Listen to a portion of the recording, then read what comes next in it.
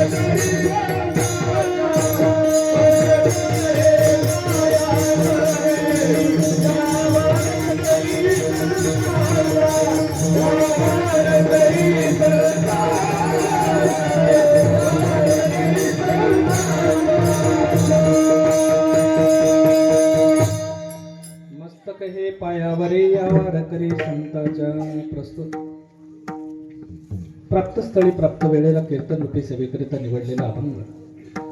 महान भगवत भक्त साक्षात आणि मूर्तिमंत ज्ञानाला जीर्ण आकार प्राप्त झाल्याच्या नंतर पुनर्जीवित ज्यांनी ज्ञान केलं आणि ज्ञानाला साक्षात ज्यांनी नवसंजीवनी दिली, असे ज्ञान स्वरूप, ज्ञानाचे जनिते, ज्ञानाचे पुनर्निर्माते आणि ज्ञान असणारे ज्ञानाचे देव संत ज्ञानेश्वर माऊलींचा अतिशय सुंदर अशा पद्धतीचा या जगताला विश्व माऊली त्या ठिकाणी जगताची म्हणून घेत असताना अकारण करुणा त्या ठिकाणी जगताची धारण करावी आणि या जगतावरती आपली त्या ठिकाणी निस्सीम कृपा आपल्या कार्यकर्तृत्व साहित्यातनं ज्ञानेश्वरातनं त्या ठिकाणी भावार्थ दीपिकेतनं या समाजावरती करावी. इतकं परम उच्च पराकोटीचं त्या ठिकाणी ज्ञान ज्यांचं होतं ते संत ज्ञानेश्वर माऊलींचं, विश्व माऊली ज्ञानोबारायांचं त्या ठिकाणी 5 चरणाचा अभंग आहे. अभंग सुंदर अशा पद्धतीचा आहे. सद्गुरु महाराजांचं महात्म्य वर्णन करणारा आहे आणि सद्गुरूंच्या शिवाय या जगतामध्ये तुम्हाला आम्हाला तारक अशा पद्धतीचं कुणीही नाही, हा दिशा निर्देश करणारा सद्गुरूंचं महात्म्य वर्णन करणारा 5 चरणाचा अभंग सेवेकरिता निवडलेला आहे. विठ्ठल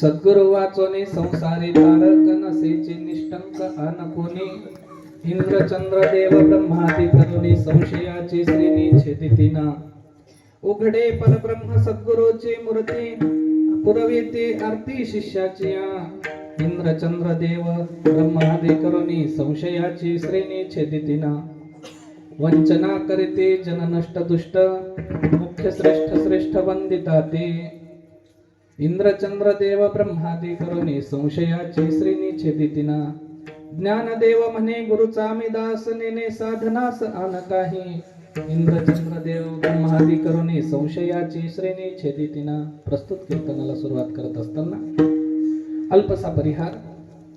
अखंड हरिनाम सप्ताह वर्ष 15 म्हणजे 12 वर्षाचं एक तप पूर्ण करून 3 वर्ष त्या ठिकाणी तुम्ही पूर्ण केले आणि 15 वर्षाचं लेकरू सहजासहजी काही लहान नसतं महाराज, है की नाही. आता 4-4, 5-5 वर्ष झाली की लेकर मोबाईल घेऊन शहाणे व्हायले. 10 वर्षाला शहाणं पूर्णच व्हायले. 12-15 वर्षापर्यंत तर त्यानं मायबापालाही जेवढं कळलं तेवढं शहाणं व्हायलंय. ते संसारिक जगतातले आहेत, तुम्ही परमार्थिक क्षेत्रातले आहात. साधू संतांच्या संगतीमध्ये एक तप पूर्ण करून 3 वर्षाची पूर्ती त्या ठिकाणी तुम्ही केली. त्याच्यामुळे 15व्या वर्षीची ही 6व्या दिवसाची कीर्तनाची सेवा सुंदर असा हा आपला येळवत नगर.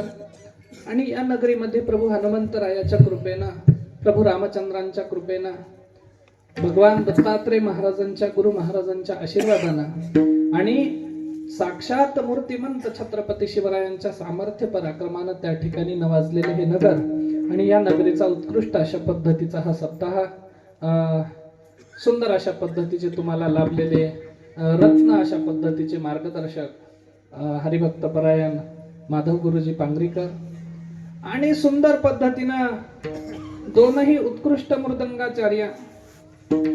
मला वाटलं लग्न झाल्याच्या नंतर माणसं थोडीशी ढिले पडतात, पण ते तसं काही नसते असं आज कळालं. त्याच्यामुळे सुंदर असे आमचे शिवाजी महाराज, त्याच्यानंतर मनोज बापू, उत्कृष्ट पद्धतीनं सगळी ही टाळकरी मंडळी, विशेष टाळकऱ्यांच्या कळ्यातली ही सगळी रत्न असणारी गायक मंडळी, बंडू बापू असतील पांगरीकर, त्याच्यानंतर जीवन बापू असतील, रामदास बापू असतील, सगळे आता एकमेकापेक्षा बळी येणे म्हणल्यासारखं सगळ्यांचं त्या ठिकाणी मोठं काम आहे महाराज. आणि सगळ्यांच्या सोबत उत्तम पद्धतीनं आमचा शहाजी बापू, एक शहाजी एक शिवाजी, तुम्ही समोर बसलेल्या इतक्या जिजाऊ आणि त्यांचे मावळे, काही बघायचं काम नाही. पाठीमागं 2 चौकदार आहेत, एक लहान एक मोठा, सगळे व्यवस्थित आहेत, कशाचीही चिंता करायची गरज नाही. त्याच्यामुळं उत्कृष्ट पद्धतीनं चालत आलेल्या या 15व्या वर्षीचा सप्ताह, षष्ठम दिवसाची कीर्तन सेवा तुम्हा सर्व मायबापांच्या प्रेमापोटी, स्नेहापोटी, बाहेर गावून आलेल्या काही मंडळी आहेत, सर्वांच्या प्रेमापोटी आमचे सुंदर, आमचे त्या ठिकाणी जीवलग असणारे चंद्रकांत बापू वडगावकर, तेही या ठिकाणी, मला माहित नाही रोज येतात की नाही, पण आज आहेत. त्याच्यानंतर सगळी मंडळी बाहेरून जवळून गावातली आसपासची सगळ्यांच्या त्या ठिकाणी प्रेमापोटी ही प्राप्त झालेली सेवा आणि ही सेवा गोड करून घेण्याचा प्रयत्न करूया. विठ्ठल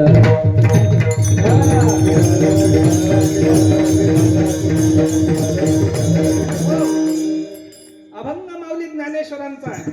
सगळ्यात अगोदर एक गोष्ट मला विदित करावीशी वाटते, कारण जगातल्या कुठल्याही संतांच्या साहित्याचा थोडाफार अभ्यास केल्याच्या नंतर माणसाला त्याचा अंत कदाचित कृपा झाली तर लावताही येईल, कदाचित कृपा झाली तर लावताही येईल.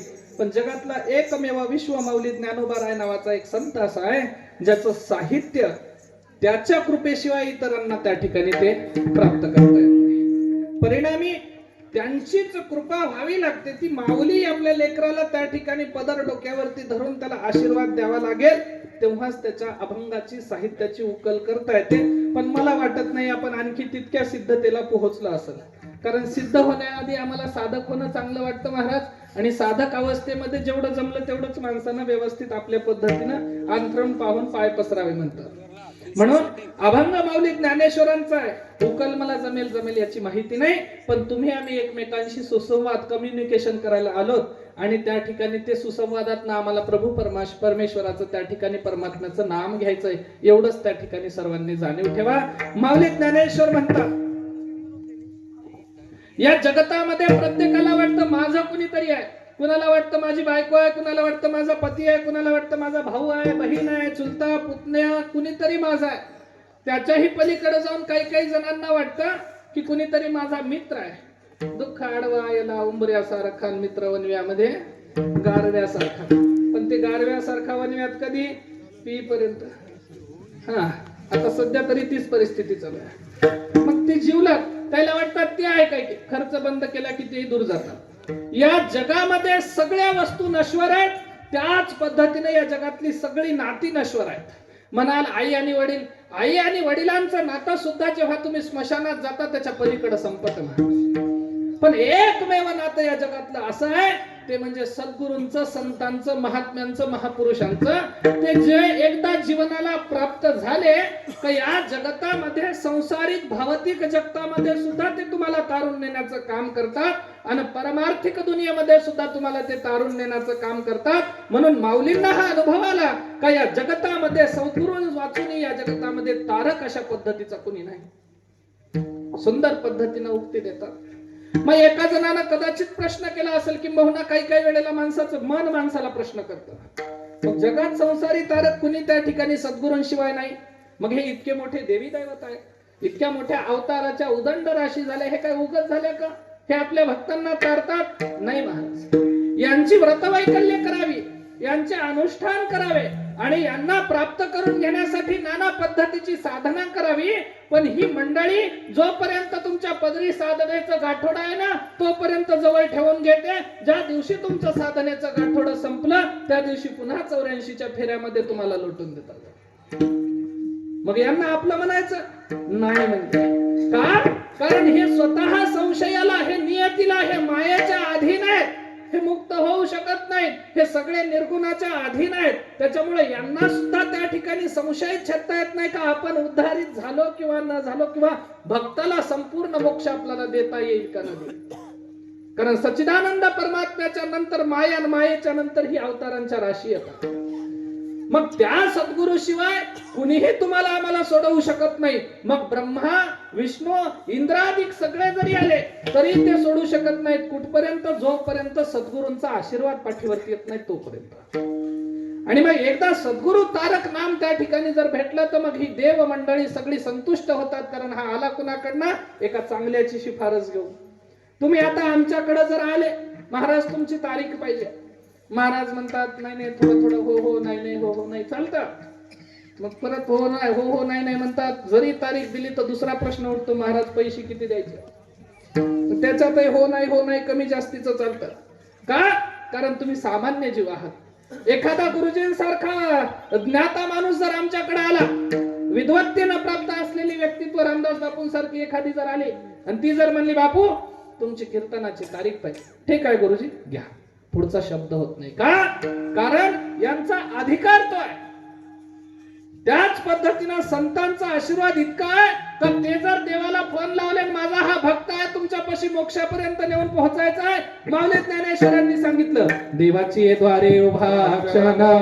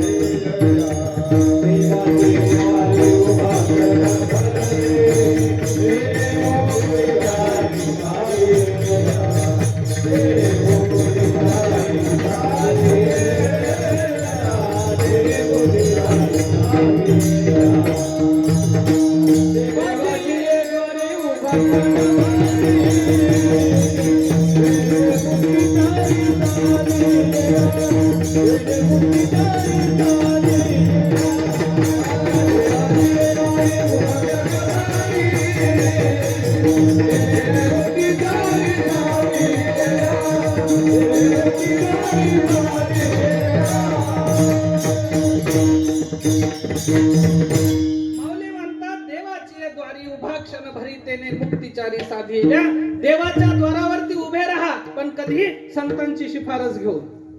लोक म्हणतात महाराज तुम्ही एक क्षण उभं राहा, म्हणता आम्ही आयुष्य घातलं देवाच्या दारावर, आम्हाला आणखी नाही मुक्ती भेटल की न भेटल शंका आहे म्हणतात म्हणा. मग तुम्ही म्हणता एका क्षणात भेटते, 4 मुक्ती भेटतात, पण संतांची त्याला त्या ठिकाणी शिफारस लागते. आणि संतांची शिफारस जेव्हा भेटते त्यावेळेला मनुष्याला मुक्तता येते. म्हणून संतांच्या शिफारसीशिवाय किंबहुना सद्गुरूंशिवाय ब्रह्म इंद्र चंद्र सगळे जरी असले तरी ते तुम्हाला त्या ठिकाणी संशयातून सोडवू शकत नाही. पुढे जाऊन म्हणतात सद्गुरु ही जगतातली एकमेव अशी मूर्ती आहे का परब्रह्माची दृष्टी त्या ठिकाणी तुम्हाला प्राप्त करायची. नवे नवे परब्रह्माचं स्वरूप तुम्हाला पाहायचंय तर इकडं तिकडं भटकू नका. सरळ सद्गुरूच्या समोर जाऊन उभे राहा आणि त्याच्या स्वरूपाला अंतरामध्ये स्थिरावा. बस समजलं म्हणले तुम्हाला उघड परब्रह्म काय. आणि हेच सद्गुरूंचं स्वरूप आपल्या प्रत्येक शिष्याची आर्त पुरवतं. त्याला काय लागतं काय नाही. आई तरी लेकरू लढल्याच्या नंतर दूध पाजेल, पण माझा हा भक्त आहे, माझा साधक आहे, माझा शिष्य आहे, माझ्या संगतीतला आहे, चुकीच्या मार्गाला चालला, त्याने हित करा म्हणायच्या अगोदर त्याला हिताचा रस्ता सहज बोलणे हित उपदेश करोनी सायास शिकविती. सांगतात की बाबा अरे असं असं करू नको, भविष्यात तुला पुढे धोका. म्हणून हे आपल्या प्रत्येक शिष्याचा अर्थ पुरवणारे सद्गुरू आहे.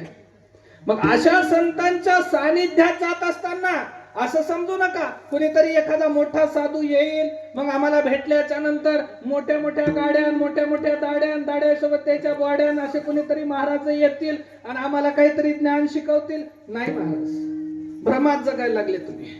साधू आणि संत त्याला म्हणावं ज्याची सगळ्यात अगोदर समाजानं उपेक्षा केली पाहिजे, सगळ्यात अगोदर त्याला नाव ठेवलं पाहिजे, सगळ्यात अगोदर त्याला समाज हसला पाहिजे, त्याच्या केलेल्या कामाचा विरोध केला पाहिजे. आणि जेव्हा विरोधात तो उभा राहून समाजासाठी कार्य करतो, जेव्हा समाज त्याचा स्वीकार करेल तेव्हा त्याला साधू म्हणतात.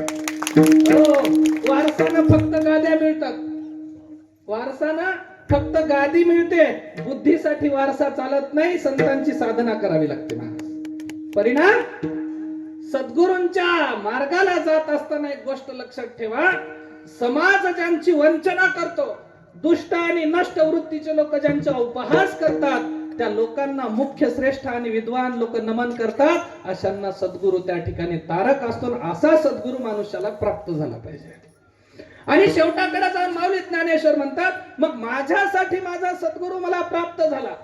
तुम्ही म्हणसाल जगात कुणाला, प्रत्येकाला गुरु आणि सद्गुरू नावाचं अस्तित्व प्राप्त झालं पाहिजे महाराज.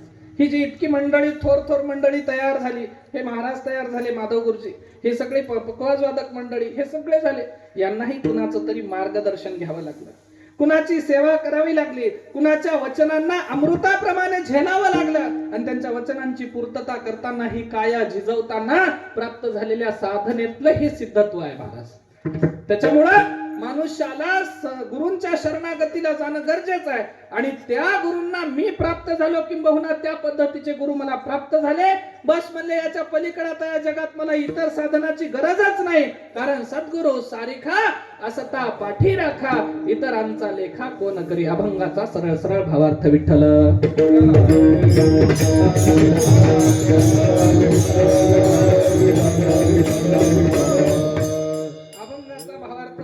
मोकळे आहे की नाही, इकडं तिकडे हातपाय हलवायला हरकत नाही. आता 1 घंटा आपल्याला कीर्तन श्रवण करायचं. 1 घंट्यामध्ये आता काय येईल काय नाही काही सांगता येत नाही. कारण मी वारंवार सांगतो, संन्यासी लोक म्हणजे फार आपिशी राहतात, पाय वितरण डोकं विचित्र, काही सांगता येत नाही. त्याच्यामुळं जे जमलं तेवढं श्रवण करण्याचा प्रयत्न करा. फक्त एक गोष्ट लक्षात ठेवा, तुम्हाला आम्हाला प्रत्येकाला मिळून मला कुणी एखाद्याने एक गोष्ट सांगा महाराज, या जगामध्ये कोणता मार्ग श्रेष्ठ आहे? काय आनंद संप्रदाय श्रेष्ठ आहे का, वारकरी संप्रदाय श्रेष्ठ आहे का, महानुभाव संप्रदाय श्रेष्ठ आहे का, वीरशैव संप्रदाय श्रेष्ठ आहे का, हिंदू धर्म श्रेष्ठ आहे?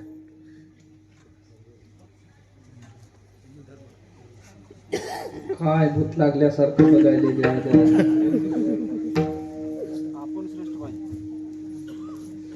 धर्म हा सगळ्या पंथ आणि संप्रदायांपेक्षा श्रेष्ठ आहे. त्याच्यामुळे तुम्ही आम्ही एका धर्माची मंडळी आहोत. फक्त मला एक समोर बसलेल्या 4 वट्यावरच्यांना विनंती करावीशी वाटेल की धर्माच्या माणसाचं काम चालू असताना धर्माच्या खांद्याला खांदा लावून घेतला मी श्वास, जेव्हा कंठ होता कापलेला, पोळलेला प्राण माझा, तुम्हा सवे बोलण्या आधीच शांत झाला. जीवनाची प्रेतयात्रा थांबली जेव्हा स्मशानी, घेतला काढून खांदा ओळखीच्या माणसांनी. तुम्ही आम्ही एकमेकांच्या ओळखीचे आहोत. जमलं तर तुम्हाला वट्यावरून मंडपामध्ये या, नाही मंडपात येता आलं तर मग समोरच्या पेक्षा थोडा आजूबाजूला तरी बसा. कारण कीर्तनाच्या घोंगड्याच्या समोर वर वट्यावर खुर्चीवर कुणीही ज्याला जमतं खाली बसायला त्यानं खुर्चीवर बसायचं नसतं. एकदा सर्वांना विनंती, महाराज लोक फार अपिशे असतात, विनंती पर्यंत करायला होत राहू नका. हो विठ्ठल.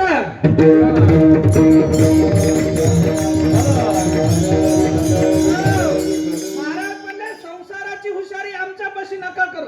हा धर्म मंडप आहे आणि या मंडपामध्ये धर्माचंच कार्य झालं पाहिजे, समाजाचा उद्धारच व्हावा. समाजाला शंका आहे महाराज काय मी उदार पावीन, काय कृपा करील नारायण. आणि आणखी नाही शंकाच आहे, कितीपर्यंत कधीपर्यंत ही शंका राहणार माणसांचं जीवन. कधीतरी याच्यातनं पुढे गेलं पाहिजे. आणि नाही माऊलींसारखं ठामपणाला सांगता आलं पाहिजे माझ्या वाट्याला सद्गुरूंचं ज्ञान आहे, माझ्या वाट्याला सद्गुरूंची कृपा आहे आणि साधना करताना मी ती कृपा प्राप्त करून घेईन आणि जीवाचा उद्धार करून घेईन. एवढी अनुभूती कधीतरी येऊ द्या. नाही, आयुष्य गेलं परमार्थामध्ये, 100 वर्ष पूर्ण पुरुष झाला, भक्ती विना वाया गेला. ऐसा बोले मध्व मुनी, चित्त द्या हो गुरुच्या बोला, सावधान सावधान सावधान. कधी सावध होसाल? आयुष्य संपत आलं महाराज. मग ही सावध होण्याची तुम्हाला त्या ठिकाणी आवश्यकता आहे. आणि मग सावध होण्यासाठी एक तत्व लागतं, ते तत्व गुरु आणि सद्गुरूंचं आहे महाराज. हो, बाजारामध्ये एका नौकराची एका गुलामाची त्या ठिकाणी विक्री होऊ लागली होती. विक्री व्हायला लागली आणि विक्री होत असताना त्या विकणाऱ्यानं बोली अशी ठेवली की या गुलामाची किंमत फक्त 500 रुपये. आताच्या काळात नाही महाराज, आता संविधान आहे बाबासाहेबांचं, कोणी कोणाला विकत नाही. पूर्वीच्या काळामध्ये गुलाम बनवायचे आणि त्यांना बाजारात नेऊन विकायचे. आयुष्यभर ज्याला विकलं त्याची चाकरी करावं. हो, आपण निजामाच्या राजवटीतले हो, आपल्याला चांगलं माहिती पाहिजे. आणि मग त्या गुलामाला विकायचं होतं 500 रुपयामध्ये. 500 रुपयामध्ये विकायचं म्हणलं की झुंबड उठली, मी घेतो तू घेतो. कारण एकदा विकलं की त्यांना तोपर्यंत त्याची मरेपर्यंत चाकरी करायची त्या 500 रुपयात. मग सगळे त्या ठिकाणी झुंबड उठली. पण यानं सांगताना आता बाजारात जसं जनावर विकावं त्याचे सगळे गुण सांगावं लागतात. लात मारते, दूध काढू देत नाही, डिवते, काही की करते, सगळं सांगावं लागतं. त्या पद्धतीनं यानं सांगायला सुरुवात केली. 500 गुलाम आहे. हे म्हणले कस काय हो 500 रुपयात विकायले? हे म्हणला हे 500 विकण्याचं कारण आहे गुलाम चाकरी करायला जलंभर, पण याला कुटाळ्या करायची सवय म्हणले. याला कुटाळ्या करायची सवय. मग कुटाळ्या म्हणल्याच्या नंतर एक जण म्हणला काही हरकत नाही, आपल्या इथं आपण आज म्हणला दोघं नवरा बायको, आपल्या इथं तिसरा माणूस आपल्या घराच्या अंगणात कधी फडकत नाही. आणि नवरा बायकोच्या संसारामध्ये यानं काय कुटाळ्या करणार आहे? बरं आहे 500 मध्ये घर काम करायला 1.25 लाख रुपये वर्षाला कुठले देत बसा म्हणला. आणि म्हणून घेऊन गेला, 500 गेला. हे आल्याच्या नंतर घरी या नोकरदारानं काम सुरू केलं. 1 महिना 2 महिने 6 महिने काम चांगलं केलं महाराज. पण 6 महिन्याच्या नंतर ते काय म्हणतात, कुत्र्याची शेपटी आणि सर्पाचा दंश कितीही जरी तुम्ही प्रयत्न केले तरी ते नीट होत नाही. हो, विंचवाची नांगी पाया झाला नारू, तेथे बांधिला कापुरू, तेथे बिबिव्याचे काम आगमासी तो आगम. जिथपर्यंत तुम्ही आगम होत नाही तोपर्यंत ते नीट होत नाहीत. मग याला आता 6 महिन्याला त्या ठिकाणी कळलं, अरे गड्या म्हणलं आपण लई दिवस झाले कुटाळीच केली नाही, काहीतरी कुटाळी करावं म्हणल्याच्या नंतर असतात काही गावच्या चावडीवर असे, काही नवीन नाही. मग कुटाळी करावं म्हणल्याच्या नंतर काय करावं हळूच काय म्हणला, बाईला म्हणला बाई तुम्हाला एक गोष्ट माहीतच नाही. ते म्हणली काय झालं? आता तुमचे मालक घरी नाहीत म्हणून सांगायला म्हणला, तुमच्या मालकाचं बाहेर काहीतरी भलं पुढं चालू आहे. आता हे थोडस विक्षिप्त वाटेल तुम्हाला, पण सांगण्यासाठी दृष्टांत समजावं लागतं सिद्धांतासाठी. लफडं चालू आहे म्हणल्याच्या नंतर ही बाई म्हणली असं कसं झालं? मला आजपर्यंत त्यांनी कधी धोका दिला नाही, तू म्हणायला असं झालं? नाही खोटं आहे म्हणले. बाई तुम्हाला खरं सांगायला म्हणलं, मला लबाड बोलून आजपर्यंत तुमची कधी लबाडी केलो का? हे रोज लबाड बोलणाऱ्यांचं वाक्य आहे बरं. आजपर्यंत कधी मी लबाड बोललो नाही. मग बाई म्हणली आता करू काय? रडायला लागली. रडताना यानं म्हणला काळजी करू नका, मला एक महाराज माहित होते. नवरा बायकोचं जुळणं गेलं, भांडण झाली, काय झालं की ते एकमेकाला जवळ करतात. मग अशी महाराज माहित होतं म्हणली की तिनं म्हणली ठीक आहे महाराजापाशी जाऊ. त्यानं म्हणलं असं जमत नाही, ज्या माणसाबद्दल विचारायचं आहे त्याची काहीतरी वस्तू घेऊन जावं लागते. घेऊन जावं लागते म्हणल्याच्या नंतर तिनं म्हणली काय नाही म्हणला, तुमचे मालक झोपल्याच्या नंतर रात्रीला थोडेसे दाढीचे 2-3 केस कापून घ्या आणि त्या महाराजाकडे जाऊ. ते म्हणली ठीक आहे.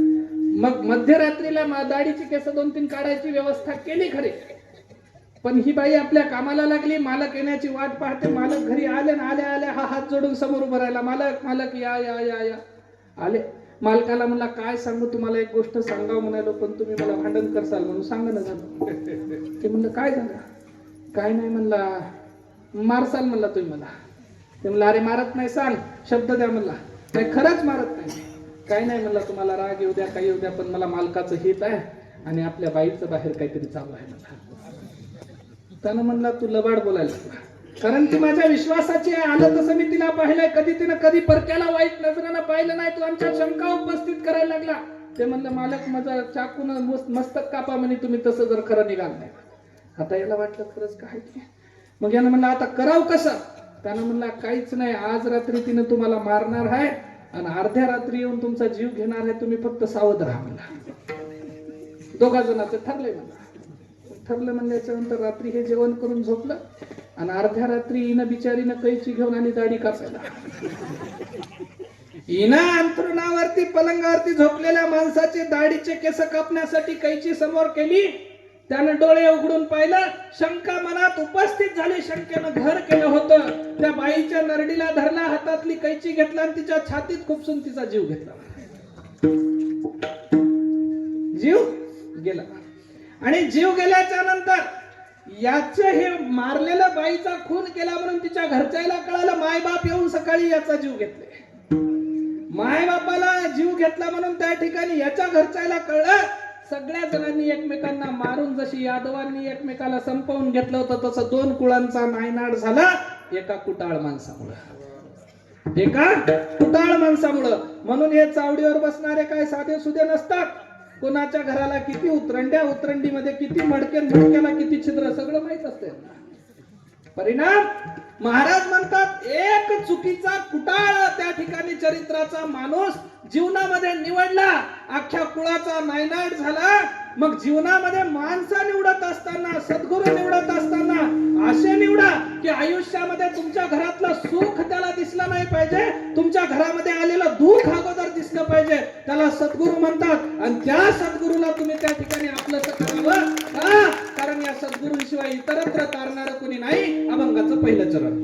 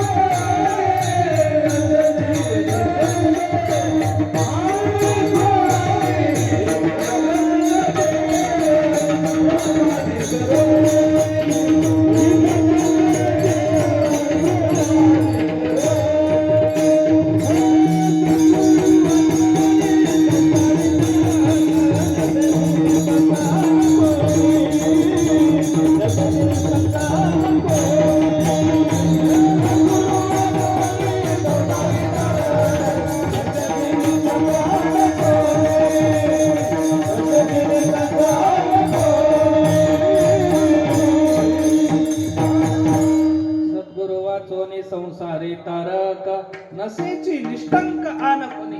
या सद्गुरूंशिवाय जगतामध्ये तारणार कोणी नाही. माता पिता बंधू सुद्ध आणि कांता आपुलिया स्वार्था लक्षिता. हे सगळे जोपर्यंत तुमच्याकडनं एखादं स्वार्थिक अशा कार्य पूर्ण होतं तोपर्यंत तुम्हाला मानतात. ज्या वेळेला तुमचं कार्य चालत नाही, ज्या वेळेला तुमचे हातपाय क्षीण होतात, ज्या वेळेला तुम्ही शरीर चालवू शकत नाही, जोपर्यंत घराचं पोषण तुम्ही करता ठीक आहे करू शकत नाही, त्या वेळेला सगळं घर म्हणतं याचं तोंड पाहिलं मला आपेशी लागलं आहे का नाही. त्याच्यामुळे हे सगळे तात्पुरते क्षणिक आहेत. पण एखादा सद्गुरू जर आला तो देवापाशी प्रार्थना करतो याचा मोक्ष होऊ द्या. पण ही अवस्था त्या ठिकाणी तुम्हाला आम्हाला प्राप्त करून देणारे संत आहेत, सद्गुरू आहेत आणि त्यांच्याशिवाय तारणार कोणी नाही. माऊली म्हणले या सद्गुरूंचं प्राप्ती त्या ठिकाणी सद्गुरूंचं ज्ञानाची प्राप्ती तुम्हाला आम्हाला व्हावी. पण होण्यासाठी फार त्या ठिकाणी तर्कदृष्टी मनुष्याकडे असावी लागते, सतर्क दृष्टी त्या ठिकाणी असावी लागते. म्हणून शास्त्र सदैव सांगतात मन पंचकाला सावध करून संतांची वचन ऐकत जा. उगाच्या उग आपलं शहाणपण करत जाऊ नका म्हणजे. आणि ही दुनिया जर तुम्ही म्हणत असाल तर भामट्याची आहे महाराज, खरंच भामट्याचे आहे. ते महाराज फार सुंदर म्हणतात हे जग म्हणजे भ्रामकतेचं आहे, भामट्यांचं जग आहे. सगळे तात्पुरते वा वा वा वा म्हणतात पण सगळे पाठीमागं कुठल्या ना कुठल्या पद्धतीनं काहीतरी बोलत असतात. पोराचं पोरीचं दोघांचं प्रेम झालं, नवा काळ होता, इंस्टाग्रामवरची दोस्ती. इंस्टाग्रामवर दोस्ती झाली, दोघा जणांचं प्रेम झालं, प्रेम झाल्याच्या नंतर आता रात्रन दिवसन दुपारन तिपारन काहीच कळलं, फोनवरच हात दोघे. आणि मग हे सगळं चालताना माझ्याकडे असलंच आहे, कारण रोज तेच पाहायला तुम्ही म्हणसाल हे महाराज आहे, याला काय करायचंय पोरापुरीचं, आता कोणाचं बघावं, तुमचं दिसालंय सगळं. मग या दोघा जणांचं बोलणं चालू आहे. ही गेली घराकडं, ते गेला घराकडं. दुसरा दिवस निघाला, दुपारची वेळ आली आणि दुपारच्या वेळेला या मुलीनं त्या मुलाला फोन लावला आणि बोलायला लागली, अरे बघ म्हणली, आज मी माझ्या मम्मी आणि पप्पा सोबत 5 स्टार हॉटेलमध्ये जेवण करायला आली. काय म्हणजे? मम्मी आणि पप्पांसोबत 5 स्टार हॉटेलमध्ये जेवण करायला आली. आणि हिनं न राहून त्याला विचारलं, तू कुठं आहेस? त्यानं म्हणला, ज्या पंक्तीला बसलीस की नाही जेवायला वरण भात, त्याच्या मागच्या पंक्तीला भात वाढायला लागलं तसा. की नाही? जीवला काय एकमेकाला माझं तुझ्यावर प्रेम आहे म्हणून सर्वस्व दिल्याचा आव आणतात. ते लोक एकमेकांना खोटं बोलतात. परिणाम ही जग दुनिया ही सगळी त्या ठिकाणी भ्रामक लोकांचे, भामट्यांचे. इथं खरं कोणी नाही, इथं खरं फक्त देव आणि देवाचं नाव प्राप्त करून देणारा संत यांच्या व्यतिरिक्त खरं कोणी नाही. आणि मग या संतांना प्राप्त करायचं असेल तर अगोदर मनाला त्या ठिकाणी निसंशय व्हावं लागतं. माझा उद्धार होईल का? नवे नवे एकदा माझं सर्वस्व संतांच्या चरणावरती अर्पण केलंय, आता मी उद्धार झालो तर काय आणि माझी अधोगती झाली तर काय, मला देणं घेणं नाही. कारण तुकोबाराया म्हणले, तुका म्हणे भार घातली यावरी होईल कैवारी नारायण, किंवा तुका म्हणे घालू तयावरी भार संसार देवा पाय. अरे सगळं सोडून द्या म्हणले, संशय मनामध्ये धरू नका. ज्या वेळेला संशय मनात नसतो ना, जाता जाता थोडस सांगून जातो महाराज तुम्हाला. सप्तपतिव्रतांमध्ये श्रेष्ठ असणारी माता अनुसूया आणि सगळ्या पतिव्रतांना त्या ठिकाणी आदर्श असणारी अनुसूया माता, ज्या वेळेला हे जग त्या ठिकाणी धर्मसंकटात पडलं होतं. धर्मसंकट काय? मांडव्य ऋषींच्या सुळाला एका माणसाचा पाय लागला आणि तो पाय, तो माणूस पत्नीच्या खांद्यावरती बसून कुष्ठरोगी होता, एका वेश्येकडे गमन करण्यासाठी चालला होता. जात असताना सुळाला पाय लागला, मांडव्य ऋषींना त्रास झाला आणि त्रास झाल्याच्या नंतर अर्ध्या रात्री मांडव्य ऋषींना शाप दिला का ज्या मूर्खाचा पाय माझ्या या सुळाला लागला, उद्याच्या सकाळचा सूर्य तो पाहणार नाही, दिवस निघता त्याचं मरण होईल. ही बाई पतिव्रता होती. हिनं आपल्या पतीच्या जीवरक्षणासाठी साधूच्या पाया पडल्या, विनवणी केली, महाराज विनंती करते माझ्या पतीला शाप देऊ नका. चूक झाली असेल, अंधारात धक्का लागलाही असेल कदाचित, पण माझ्या पतीची काही चूक नव्हती, ते नकळत झालं, तुम्ही एवढा मोठा शाप देऊ नका, माफ करा म्हणजे. नाही नाही म्हणला, जोपर्यंत एखाद्या साधूच्या मुखातनं निघालेला शाप आणि धनुष्यातनं तुनिरातनं निघालेला बाण कधी परत होत नसतो, हे शाप दिलेला खरा होणार आहे, उद्या सकाळी तुझा नवरा मरणार. मग हिनं देवाला त्या ठिकाणी शब्द दिला, मी जर माझ्या पतीची सेवा निष्कपट, निस्वार्थ, निसंशय पद्धतीनं पतिव्रत्यानं जर आजपर्यंत केली असेल तर उद्याचा सूर्यच निघणार नाही. धर्मसंकट पडलं. सूर्य म्हणला, अरे बाबा करावं तर काय करावं. एकीकडे महातपस्वी ऋषीचा शाप आहे आणि एकीकडे एका पतिव्रतेचा त्या ठिकाणी शब्द आहे. नेमकं करावं काय? विचार केला, या जगामध्ये श्रेष्ठ ही पतिव्रता आहे, तिच्या शब्दाची त्या ठिकाणी किंमत आहे, आपल्याला निघता येणार नाही. थांबला जिथल्या तिथं. थांबल्याच्या नंतर सकाळ व्हायची वेळ झाली, पण सूर्य निघाना. सगळे देव लोक चकचकीत, आश्चर्यचकित झाले. का बाबा म्हणले आज सूर्य निघाना? विचारलं काय झालं? नाही नाही म्हणला, पतिव्रतेनं शब्दात बांधलंय, मी तिचा शब्द मोडू शकत नाही. सगळे गेले ब्रह्मदेवाकडे, देवा अहो आम्हाला काही करून या संकटातून सोडवा. सृष्टीमध्ये चैतन्य नाही, उजेड नाही, अंधकार पसरला म्हणले सगळीकडे. का? कारण एका पतिव्रतेनं सूर्याला बांधून ठेवलंय.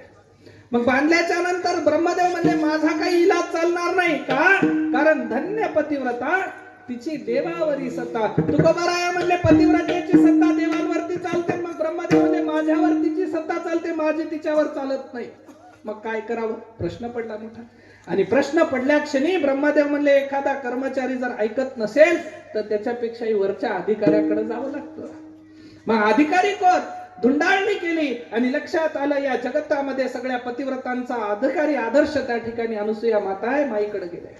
अनुसूया मातेला जाऊन विचारलं, माय अहो धर्म संकट पडलंय आणि सूर्य निघाला, याच्यातून आम्हाला त्या ठिकाणी तुम्ही मोकळा करा. अनुसूया माता हास्यवदन त्या ठिकाणी हसत या पतिव्रतेपाशी आली. कौशिकाच्या पत्नीला मातेनं सांगितलं, अगं कौशिकाची पत्नी, तू या सूर्याला बांधून ठेवू नको, मोकळं कर म्हणले शब्दातून. ती म्हणली, आई माझ्या नवऱ्याचा प्राण जाईल, ही दुनिया घेऊन मी करू काय? ज्याच्यासाठी आयुष्यभर साधना केली, पतिव्रते धारण केलं, ज्याचा कधी आम्ही त्या ठिकाणी शब्दाचा अवहेर केला नाही, त्या माणसाला मी सोडून कशी देऊ? अनुसया मातेनं सांगितलं, होईल तुझ्या पतीचं निधन, मी माझ्या तपोबळानं त्याला जिवंत करते, तू सूर्याला मोकळं कर. परिणाम, तिनं सूर्याला शब्दातून मोकळा केला, बंधनातून मोकळा केलं. सूर्य निघाला, तिच्या नवऱ्याचा कौशिकाचा मृत्यू झाला. मरण पावलेला कौशिक कुष्ठरोगी होता. अनुसया माता जवळ आली, मस्तकावरून हात फिरवला आणि हात फिरून त्याला त्याचा कुष्ठरोग दूर केला आणि पुन्हा जिवंत केलं. हे सामर्थ्य त्या निर्गुण सच्चिदानंद परमात्मा. ऋषीच्या शापाची देखील पूर्तता झाली आणि या पतिव्रतेचा शब्द सुद्धा, पातिव्रत्य सुद्धा राखल्या गेला. परिणाम, एका पतिव्रतेमुळे, त्याच्यामुळे जोपर्यंत तुम्ही निसंशय होत नाही तोपर्यंत तुम्हाला त्या ठिकाणी या जगात कुणीच सोडू शकत नाही. मग ब्रह्मदेवांनी अनुसया मातेला विनंती केली. माय म्हणले, सांगा काय पाहिजे तुम्हाला? अनुसया माता म्हणली, इतरत्र दुसऱ्या काही गोष्टी देऊ नका, कारण मागणाऱ्याला काय मागावं हे सुद्धा कळायला पाहिजे. उद्या येत मागणाऱ्याला काय मागावं हे सुद्धा कळायला पाहिजे. देशाचा प्रधानमंत्री एका जेलमध्ये गेला आणि जेलमध्ये जाऊन प्रधानमंत्र्यांना विचारलं, एका कैद्याला सांग, म्हणला आज माझा वाढदिवस आहे, तुला काय पाहिजे? ते म्हणला, काही नाही हो साहेब, 6 महिने झालं जेलमध्ये, बिडी नाही, तंबाखू नाही, कसं करून सही करून द्या. ते म्हणलं, मागलं ते देत होतो तुला, बिडी तंबाखू मागला, हरकत नाही. दुसऱ्या कारागृहात जाऊन दुसऱ्याला विचारलं, तुला काय पाहिजे? काहीच नका म्हणे, गरमीचे दिवस आले की ते काय म्हणतात, अंग लहलाही व्हायलंय, मला काय करा, पंखा लावून द्या. बरं, लावून द्या पंखा. एकाला विचारलं, तुला काय पाहिजे? काहीच नाही, कीर्तन झालं की झोप लागण झाली, म्हटलं हिवा झालाय, मला काय करा, चांगलं रजाईचं पांघरून द्या. ठीक आहे, सगळ्याला सगळ्या गोष्टी विचारल्या. पण एक विद्वत पुरुष होता, नकळत त्या जेलमध्ये गेला. चुकीच्या पापामुळे, चुकीच्या कर्मामुळे, दुसऱ्याच्या पापामुळे त्याला जेल भोगावी लागली. प्रधानमंत्री संतुष्ट होऊन त्याला विचारतो, तुला काय पाहिजे? त्यानं म्हणला, तुम्ही देऊ शकत नाही. ते म्हणला, अरे मागून बघ. ते म्हणला, तुम्ही देऊ शकत नाही. ते म्हणला, माग तर खरी. ते म्हणला, मला जेलमधून मोकळं कर, मला जेलमधून मोकळं. हे म्हणला, वाढदिवस आहे, शब्द दिला, कारण एकरीत जगामध्ये चालते, रघुकलरी ती सदा चली आई, प्राण जाय परवचन. दिला शब्द पाळावा लागतो. दिला सोडून महाराज मुक्त झाला. महाराज म्हणतात, या जगतामध्ये अवतरल्याच्या नंतर कुणाला काय मागावं, त्याही पेक्षा देवाला काय मागावं आणि त्याच्याही पलीकडे सद्गुरू आणि संतांना काय मागावं हे मनुष्याला कळायला पाहिजे. विठ्ठल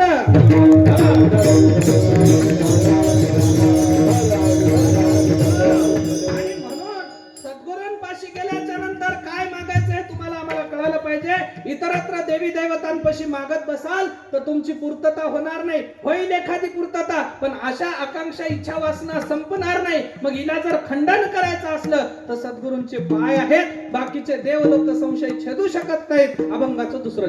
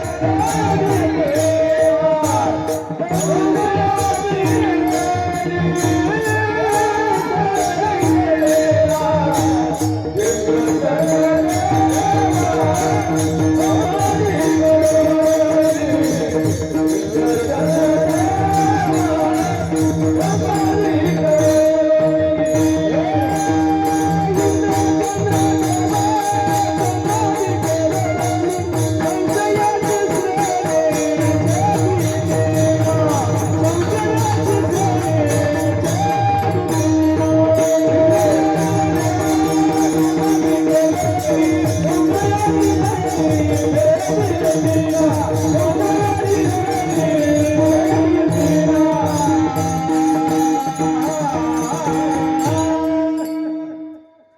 जोरदार टाळ्या होऊ द्या बरं सगळ्यांना.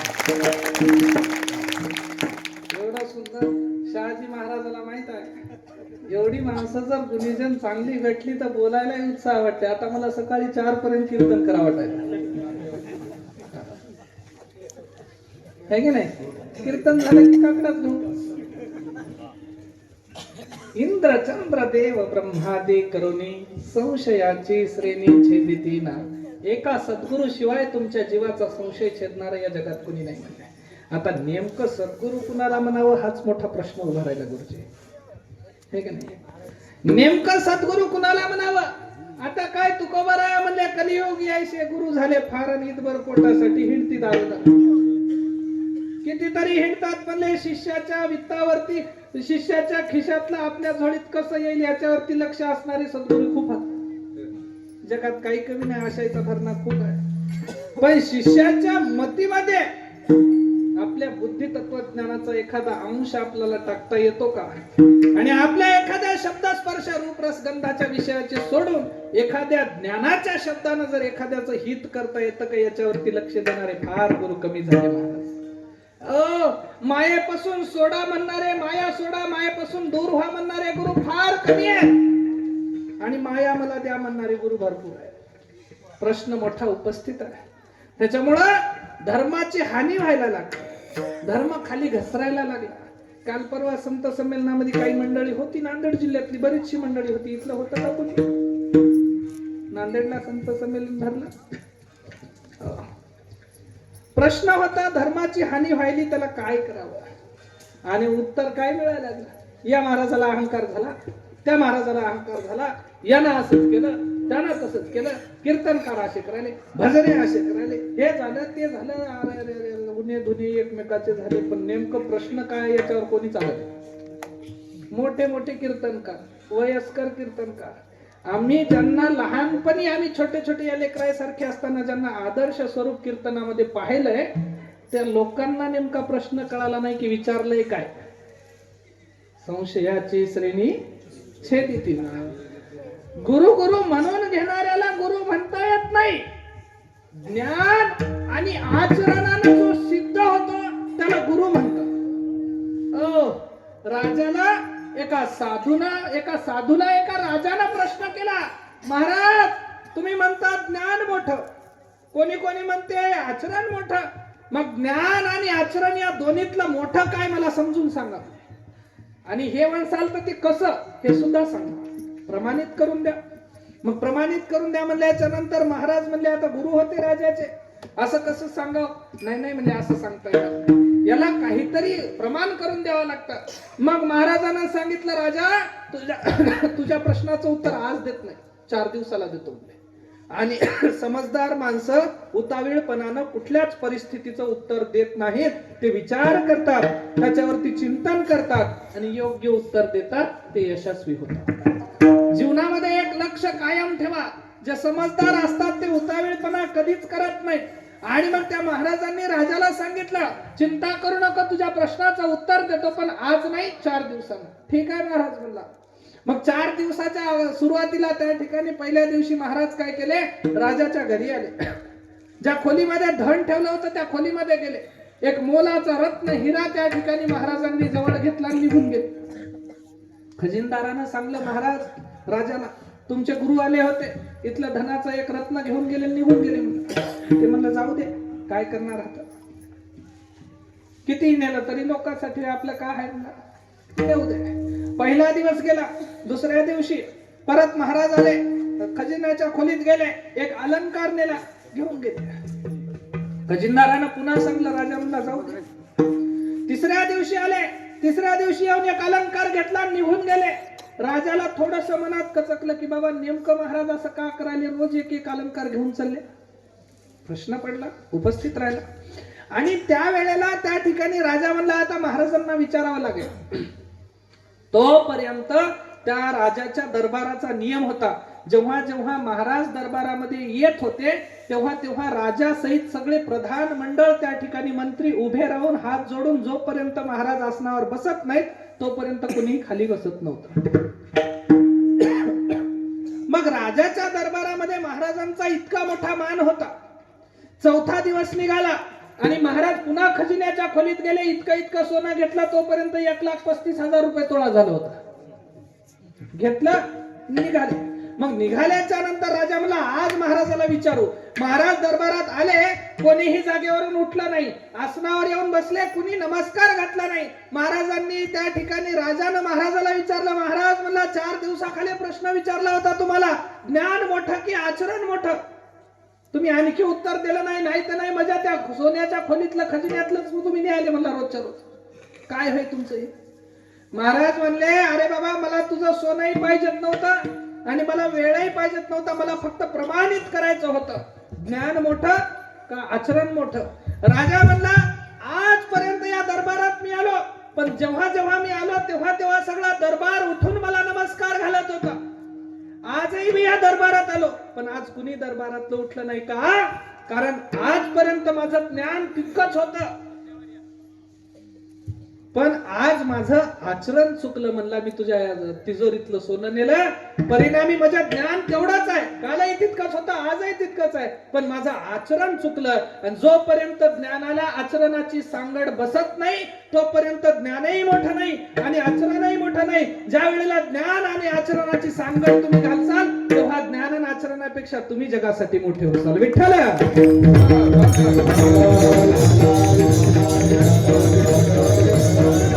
आणि म्हणून हे ज्ञान आचरण तुम्हाला सांगणारे सद्गुरू असले पाहिजे. 2 साधक होते साधूच्या गुरुकुलामध्ये. आमच्या गुरुजींचं गुरुकुल आहे. हे शिवाजी महाराज तिथं मला भेटले होते सगळ्यात अगोदर 5-7 वर्षाखाली, 7-8 वर्षाखाली. आणि 2 साधक गुरु महाराजांना विनंती केले, महाराज मला थोडस गावाकडे जायचं आहे, काही दिवसासाठी सुट्टी द्या. मग सुट्टी द्या म्हणल्याच्या नंतर महाराज म्हणले काही हरकत नाही, पण चालला कशासाठी? यानं सांगितलं माझ्या बहिणीचं लग्न आहे महाराज, मला थोडस गावाकडे जावं लागेल. ते म्हणलं ठीक आहे. महाराज म्हणले जा, काही हरकत नाही, पण मला थोडीशी काहीतरी मदत करा. आता जगातलं एक खरं सांगू का तुम्हाला? आमच्यासारखेच शिष्याच्या खिशातलं घरातलं किती यावं वाटते, पण त्याला गरज पडली तर 1 रुपया द्यावा वाटत नाही. खरं सांगायला एक जण म्हणला महाराज लईच आस्ती करता तुम्ही. म्हणलं तुझ्या घरामध्ये आस्ती करायला माय हाय, बाप हाय, भाऊ हाय, बहीण आहे, सगळेच. आता आमच्या घरात आम्हाला एवढ्या जणांची मिळून एकालाच आस्ती करावं लागते, कारण आमच्या घरात कोणीच नाही. घरच मोकळा, आम्ही सदा सुडके चोर धाके. आणि म्हणून त्या ठिकाणी यानं म्हणला महाराज थोडी मदत करा. मदत करा म्हणल्याच्या नंतर महाराज म्हणले काय द्यावं काय द्यावं. महाराजाच्या जवळ 1-3-4 ते काय म्हणतात डाळिंब होते. डाळिंब 5 डाळिंब महाराजांनी घेतले, त्या भक्ताला दिले, सांगितलं अमुक अमुक एकाला सोबत घेऊन जा म्हणले, तू मदत करू लागते तुला लग्नाच्या कार्यात. मग निघाले 2 जण. आता हे दुसरं याला म्हणायला लागलं, हे याला म्हणायला माहीत बघ म्हणे आपण महाराजाला मदत मागितली आणि 5 डाळिंब देऊन वाटला होता, तुला दिलं. 5 डाळिंब दिले, तुला दिलं. याचं काय काम आहे म्हणलं? आपलं लईत लई खायच्या कामी येईल. आपण महाराजाला मदत कोणती मागली होती, महाराजाला इतकंही कळालं नाही म्हणलं आपण काय मदत मागली होती. डाळिंब देऊन वाटला होता. निघाले. राजाचा या गुरुकुलाचा प्रदेश सोडून पलीकडे निघाले. एका वाळवंटाच्या ठिकाणातनं जात असताना, कोरडवाहूच्या शेतीतनं जात असताना एका ठिकाणी दौंडी द्यायला लागला होता, डांगोरी देणारा माणूस. कुणाकडे जर त्या ठिकाणी डाळिंब असले तर 4-5 डाळिंब असले कुणाकडे तर आम्हाला द्या, वाटेल तितकं धन तुम्हाला देऊ. हे म्हणले हे कसं झालं? मग डाळिंब हे म्हणले कशासाठी पाहिजेत? काही नाही म्हणला, आमच्या नगराचा जो राजा आहे, राजाच्या मुलीला फार मोठी बिमारी झाली, पण एक औषधी एका वैद्यानं दिली, ती फक्त डाळिंबाच्या ज्यूस सोबत घ्यायची आहे, रसासोबत घ्यायची आहे, इतरत्र कशासोबत घेता येत नाही. आमच्या या कोरडवाहू प्रदेशामध्ये डाळिंब भेटत नाही, लवकर नाही भेटले तर मुलगी मरून जाईल. हे म्हणले आमच्या झोळीमध्ये आहे, महाराजांनी दिलेले, घेऊन जा म्हणले तुम्ही 5 डाळिंब. मग हे डाळिंबासहित त्याला घेऊन गेले राजाकडे. डाळिंबाचा रस केला, औषधी त्या मुलीला पाजली, मुलगी वाचली. वाचल्या कारणानं राजा म्हणला वाह, धन्य देव बनून तुम्ही आलात, माझ्या मुलीला वाचवलं, आता तुम्हाला काय पाहिजे सांगा म्हणला. हे गरीबी होते, यायला माहित नव्हतं धनधान्य काही. महाराज म्हणले काही लागत नाही, पण आमच्या घरी आमच्या बहिणीचं लग्न आहे, लग्नासाठी थोडीशी मदत केली असती तर बरं झालं, आम्हाला काही लागत नाही म्हणले तुमचं. राजा म्हणला काळजी करू नका. जशी माझी मुलगी वाचवली ना तशी तुझी बहीण आजपासून माझी बहीण. राजपाठाच्या थाटामाटामध्ये तुझ्या बहिणीचं लग्न लावण्याचं काम मी करतो. आनंदानं मोठं लग्न लावलं, थाटात लग्न पार पडलं आणि पार पडल्याच्या नंतर जेव्हा गुरुच्या समोर जातो तेव्हा त्या ठिकाणी गडगडा लोळून डोळ्यातनं पाणी गाळायला लागला की महाराज, मला सुरुवातीला शंका आली तुमच्या या दिलेल्या फळांवरती, पण हे तुम्ही का दिलं ते मला नंतर कळालं. माझ्या बहिणीचं लग्न फार थाटामाटात पार पडलं. महाराज म्हणतात गुरु महाराज काय करतील. आता गुरु असावा लागतो बरं, हो गुरु असावा लागतो, तो स्वतः गुरु असावा लागतो. हा मग अशा पाशामध्ये गुंडाळलेल्या व्यक्तित्वाला गुरु म्हणता येत नाही. गुरु तो स्वतः असावा लागतो. महाराज म्हणले आम्हाला तुम्ही एवढी मोठी मदत केली, शंका आली होती पण माझ्या शंकेचं निरसन झालं. माऊली ज्ञानेश्वर म्हणतात जगातला जर परब्रह्म स्वरूप कुठं पाहायचं असेल तर देवळात भेटणार नाही. एखाद्या साधूच्या चरणावरती मस्तक टेकवा, तो उघडा परब्रह्म आहे आणि तो तुमची आर्त हाक ऐकून तुमची आरती पुरवणारा आहे. अभंगाचं तिसरं चरण. उघडे परब्रह्म सद्गुरुची उघडे परब्रह्म सद्गुरुची मूर्ती उघडे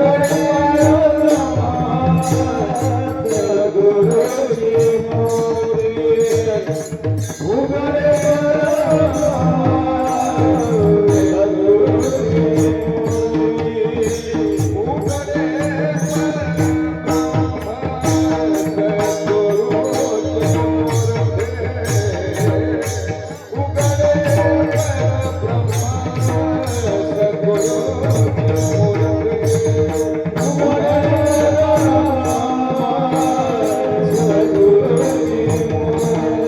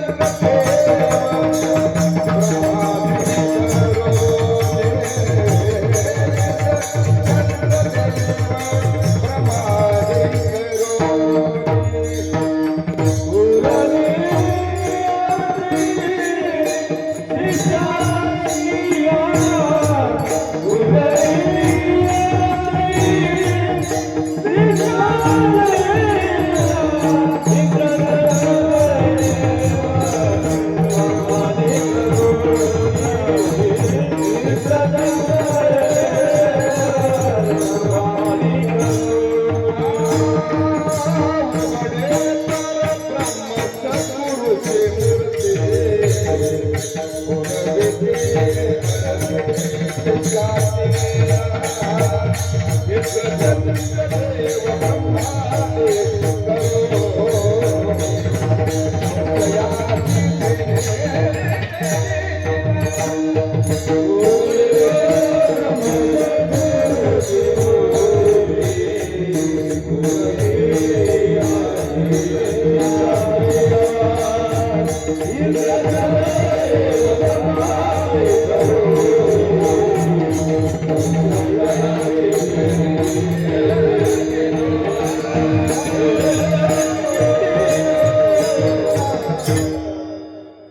चंद्रदेव उघडे परब्रह्म सद्गुरूची मूर्ती पुरविताती आरती शिष्याची या.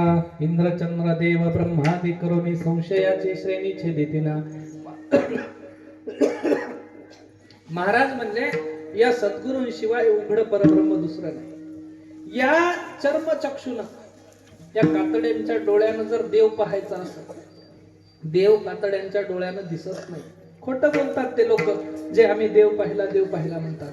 कारण स्वतः जगद्गुरु तुकोबारायांनी सांगितलं देव शोधायासी गेलो, देव भेटला नाही, माझा मीच देव देव पाहावयासी गेलो. जगतामध्ये मी देव शोधायला गेलो, देव भेटला नाही म्हणले, पण मी त्या ठिकाणी स्वतः देव झालो. का? कारण माझ्या अंतरी तो वसलेला होता, वास्तव्याला होता आणि त्याची प्राप्ती मला झाली. मग जगात देव तुम्हाला या डोळ्यानं पाहता येणार नाही आणि तो पाहायचा जरी असेल तर संतांची ज्ञान दृष्टी प्राप्त व्हावी लागते. दिव्य दृष्टी प्राप्त व्हावी लागते आणि ती दिव्य दृष्टी सहजासहजी सामान्य माणसाला मिळू शकत नाही. त्याच्यासाठी टोकाचा एखादा वेडा असावा लागतो, किंबहुना एक पराकोटीचा उच्च कोटीचा माऊलींसारखा एखादा ज्ञानी असावा लागतो. इतरांना ती श्रेणी मिळत नाही. म्हणून मग या कातड्यांच्या डोळ्याने, या नश्वर डोळ्याने जर तुम्हाला देव परब्रह्म पाहायचा असेल तर संतांचं दर्शन घ्यायचं. आताच्या काळात संत ओळखणं कठीण आहे. संत कुणाला म्हणावं कळत नाही. तितकीशी ज्ञानदृष्टी तुमच्या आमच्याकडे नाही. त्या फेसबुक मधनं, व्हॉट्सअप मधनं, इंस्टाग्राम मधनं आणि ट्विटर स्लॅप टाकायचं एक राहते. स्लॅपच काय स्लॅप म्हणतात काय? हा स्नॅप. हो का, मला माहित आहे स्नॅप आहे, ते फक्त तुझ्याकडून ऐकायचं होतं. स्नॅपचॅट, ट्विटर, त्याच्यानंतर फेसबुक, व्हॉट्सअप, इंस्टाग्राम, आणखी एक काहीतरी निघालेलं आहे ते. ही सगळी जी उक्ती आहे याच्यातनच वेळ भेटना. व्हॉट्सअप झालं, थोडस मन रमलं, कर्मना गेला तर इंस्टाग्राम मध्ये जाते. इंस्टाग्रामवर तर नाना प्रकारच्या रील्स आहेत महाराज. चिंताच करू नका, 1-2 हजार रील्स बघा, टेन्शन नको. चार्जिंग संपेपर्यंत घोर नाही. काही महानगरांनी चार्जिंग संपायली म्हणून पॉवर बँक ठेवल्या. काही त्याच्याही पलीकडचे निघाले ना, पॉवर बँकचं टेन्शन नको ना, चार्जिंगचं नको, बोर्डापाशीच खुर्ची टाकून बसते. इतके हुशार निघाले का? कारण त्यातनं ती दुनियाच तितकी झाली महाराज. महाराज म्हणले, एका ज्ञानी माणसाचं एक सुंदर वचन मी ऐकलं होतं, मला कायम ध्यानात राहिलं महाराज. ध्यान ठेवा. आयुष्य सरता जात आणि आयुष्यामध्ये ही लेकरं तर आजकालची सोडून द्यावं. यायला परमार्थ माहित नाही, यायला धर्म माहित नाही, यायला समाज माहित नाही, यांना संत माहित नाहीत, यांना राष्ट्र माहित नाही, यांना महापुरुष माहित नाहीत, यांना कुठलीच वस्तू माहित नाही. पण जे ज्येष्ठ आहेत, वडीलधारे आहेत, चावडीवर बसून कुटाळ्या करतात, अशा लोकांना सुद्धा आणखी देव नीट साकळाला नाही महाराज.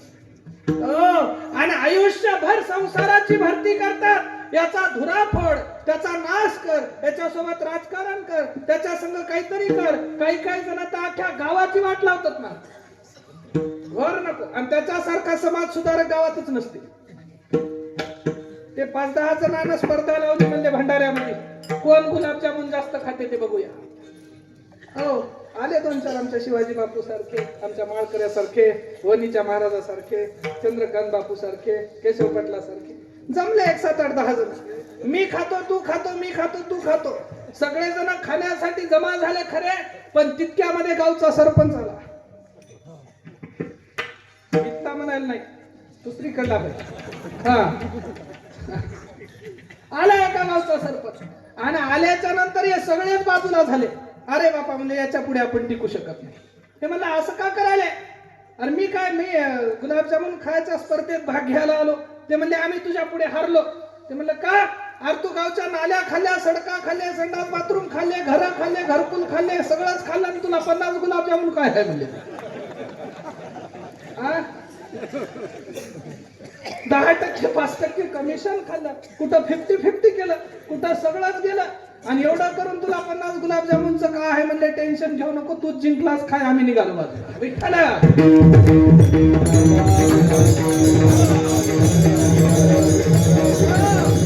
आणि म्हणून संत म्हणतात, अशा लोकांना, मी इथं होतो, एका विद्वानाची गोष्ट ऐकली. माऊली ज्ञानेश्वरांनी ज्ञानेश्वरीत विदित केलेली आहे. माऊली म्हणतात, दर्दुरे सापे गिळजत आहे उभा, दर्दुरे सापे गिळजत आहे उभा, की तो मासिया वेटाळी जिव्हा. काय म्हणतात माऊली? दर्दूर म्हणजे बेंडूक. बेंडुकाला एका सापानं गिळलेला आहे, जवळपास अर्ध गिळलंय. आणि अर्ध गिळल्याच्या नंतर ते बेंडूक सापाला कमराकडून अर्ध गेलेला आहे तोंडामध्ये, आणि अर्ध शिल्लक आहे बाहेर. 2 हात आणि इतकी मुंडी बाहेर राहिली त्या बेंडकाची सापानं गिळल्यावर. आणि गिळण्याच्या नंतर सुद्धा त्याच्या तोंडाच्या पुढे एक चिलट फिरायला लागलं.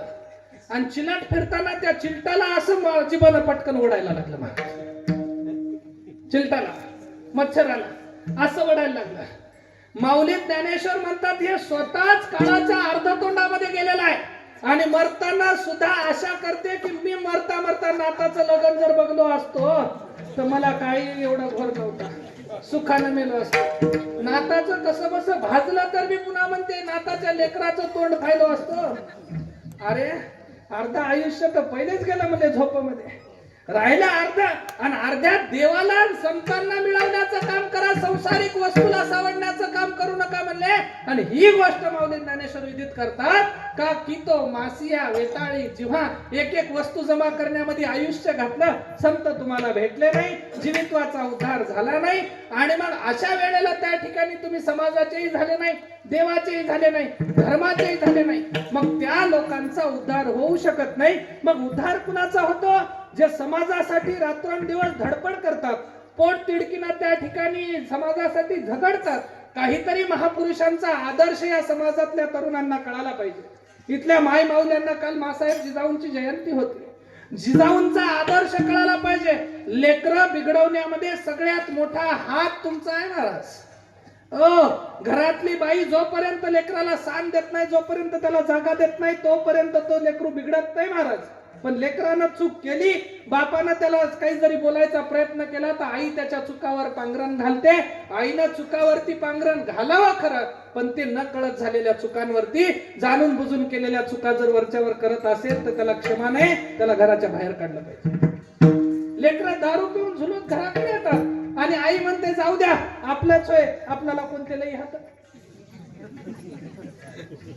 आपल्याला कोणते लई हात, नाही होईना, दोनच व्हायला मोठ्या मुश्किलीनं महाराज. त्याच्यातही एखादं पोरग आणि एखादी पोरगी झाली तर ते आमचे सारखेचे मोठा वस पडायची बारी आहे. तिकडे जा एखाद्या मी याकडे 12 हात, याचे 12, याच्या 12 जणांचे दुसरे 12, 50 पर्यंत अर्ध्याच्या वर त्याचं पॉप्युलेशन होईल आणि आपण कमी व्हायला म्हणते. भविष्यात सत्य होतील की नाही याच्यावर चिंता करा जराशी. काय बेमारी आली का, हो द्या की 4-4 लेकरं, काय अडचण आहे. 2-3 तुम्हाला जतन होईना गेले तर आमच्या मठायला द्या. ते मठ कोणासाठी आहेत? आणि असंही बी गावात नको असलेले सगळे आमच्या मठात आणून सोडा, आम्ही जगवतो. पण विचार करा, लेकरं ही आमची मर्यादा नाही, लेकरं हे आमच्यासाठी कामाचे आहेत. फक्त एक असो की 100, त्यांना घडवण्यामध्ये माय आणि बापाचा पूर्ण जबाबदारीचं कार्य असलं पाहिजे. समाज इथं कमी पडला. आई वडिलांची नैतिक जबाबदारी आहे, नैतिक जबाबदारी आई वडिलांची, त्याच्या पलीकडे शिक्षकांची, शिक्षक आई वडिलांचा जर नाही झालं तर आमच्या सारख्याची जिम्मेदारी आहे. हा समाज नीट रस्त्यावरती गेला पाहिजे. लोक पोट भरायचं, झोळी भरायची याच्यातच आयुष्य चाललं महाराज. आमचंही गेलं 32-35 गेले महाराज, लईत लई 50-60, आणखी 10-15 वर्ष झालं. काय आहे तुम्ही? पण जाता जाता जगद्गुरु तुकाराम महाराजांसारख्या संतांनी एक गोष्ट सांगितली, ज्या दिवशी तुम्ही इथून जाल ना त्या दिवशी दुनिया कबीरा कहे ऐसी करणी कर चलो. महाराज म्हणतात की असं काम करा की जसं एखाद्या वेळेला जन्मलेलं बाळक जन्मता क्षणी ते रडतं आणि दुनिया सगळी आनंदाने हसते की नाही नाही हे आमच्या घरामध्ये जन्मलं. ऐसी करणी कर चलो जग रोये और हम हसे.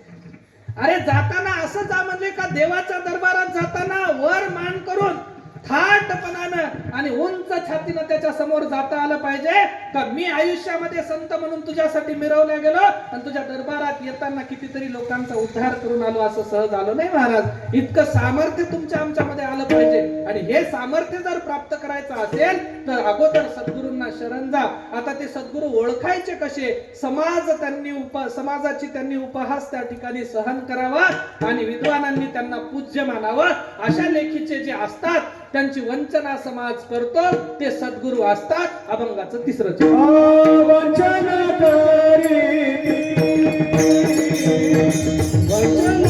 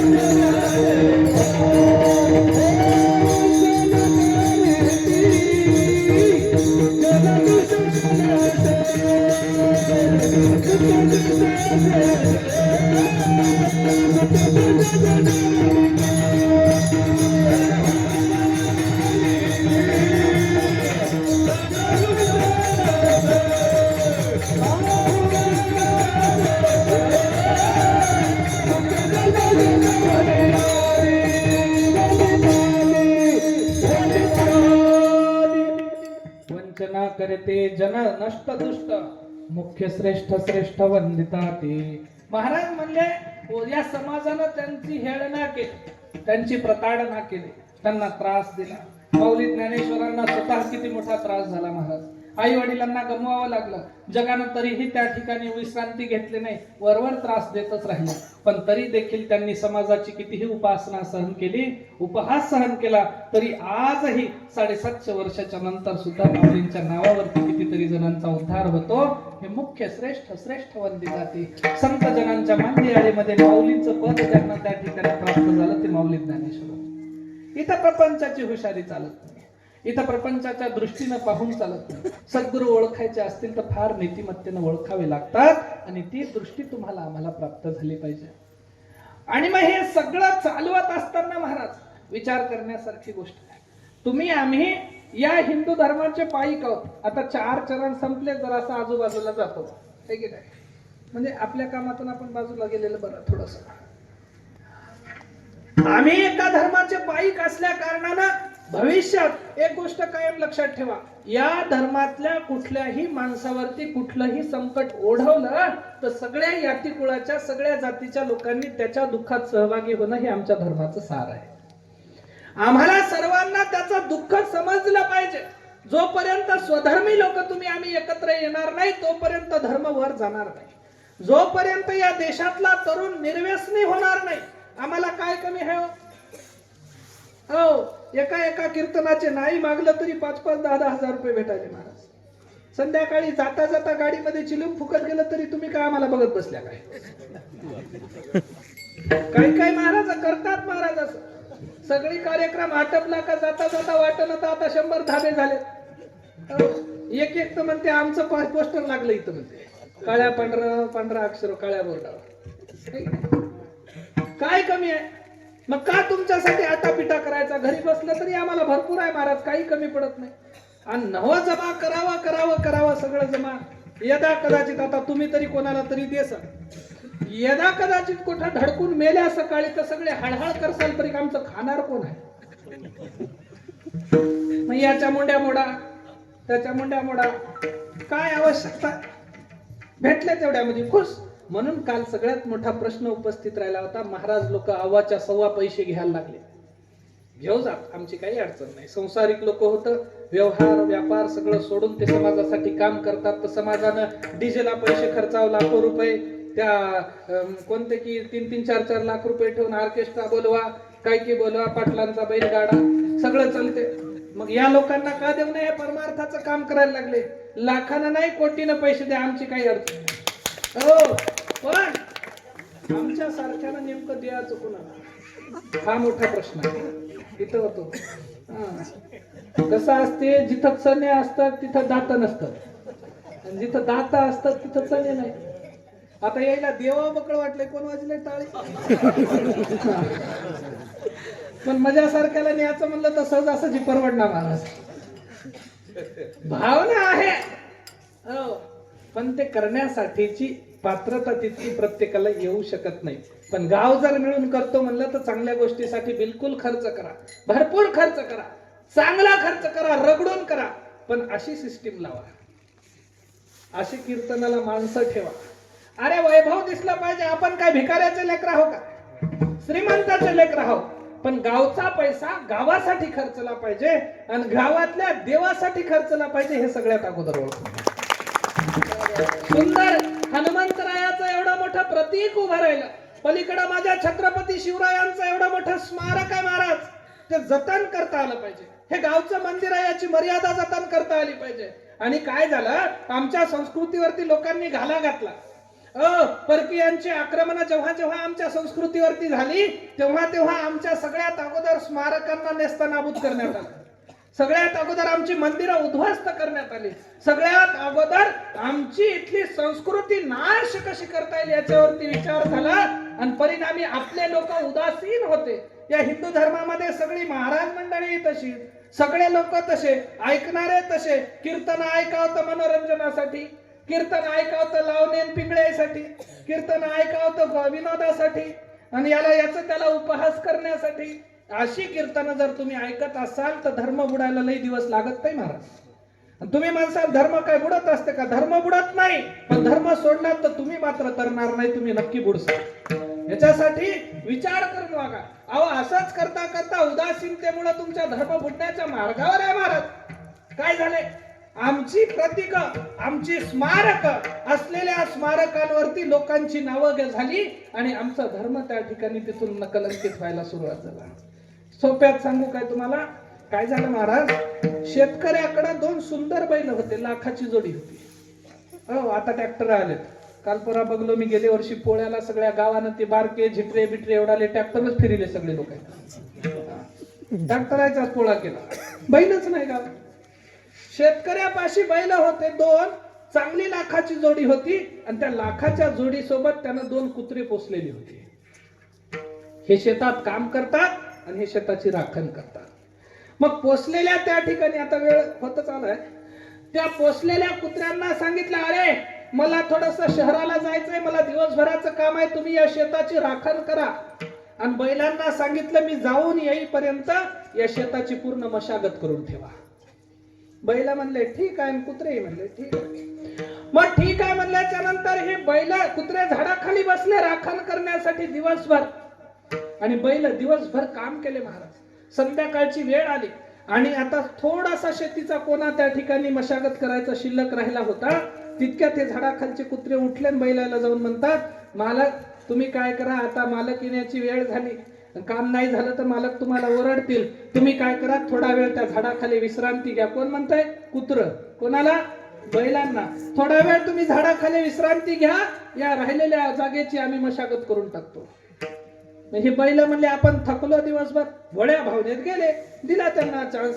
मग दिल्याच्या नंतर हे कुत्रे त्या ठिकाणी बैल झाडाखाली जाऊन बसले आणि कुत्रे तितक्या वेळामध्ये सगळ्या रानानं आपले पावलं उमटून फिरून फिरून फिरून फिरून सगळ्या रानानं त्याने आपले पावलं उमटवले, बैलाचे भुजून टाकले आणि मालक याच्या पुढे ते राहिलेल्या रानाची मशागत करायला सुरू केली. मालक आले, विचारलं, अरे बाबा तुम्ही का मशागत करताय? ते बैल कुठे गेले?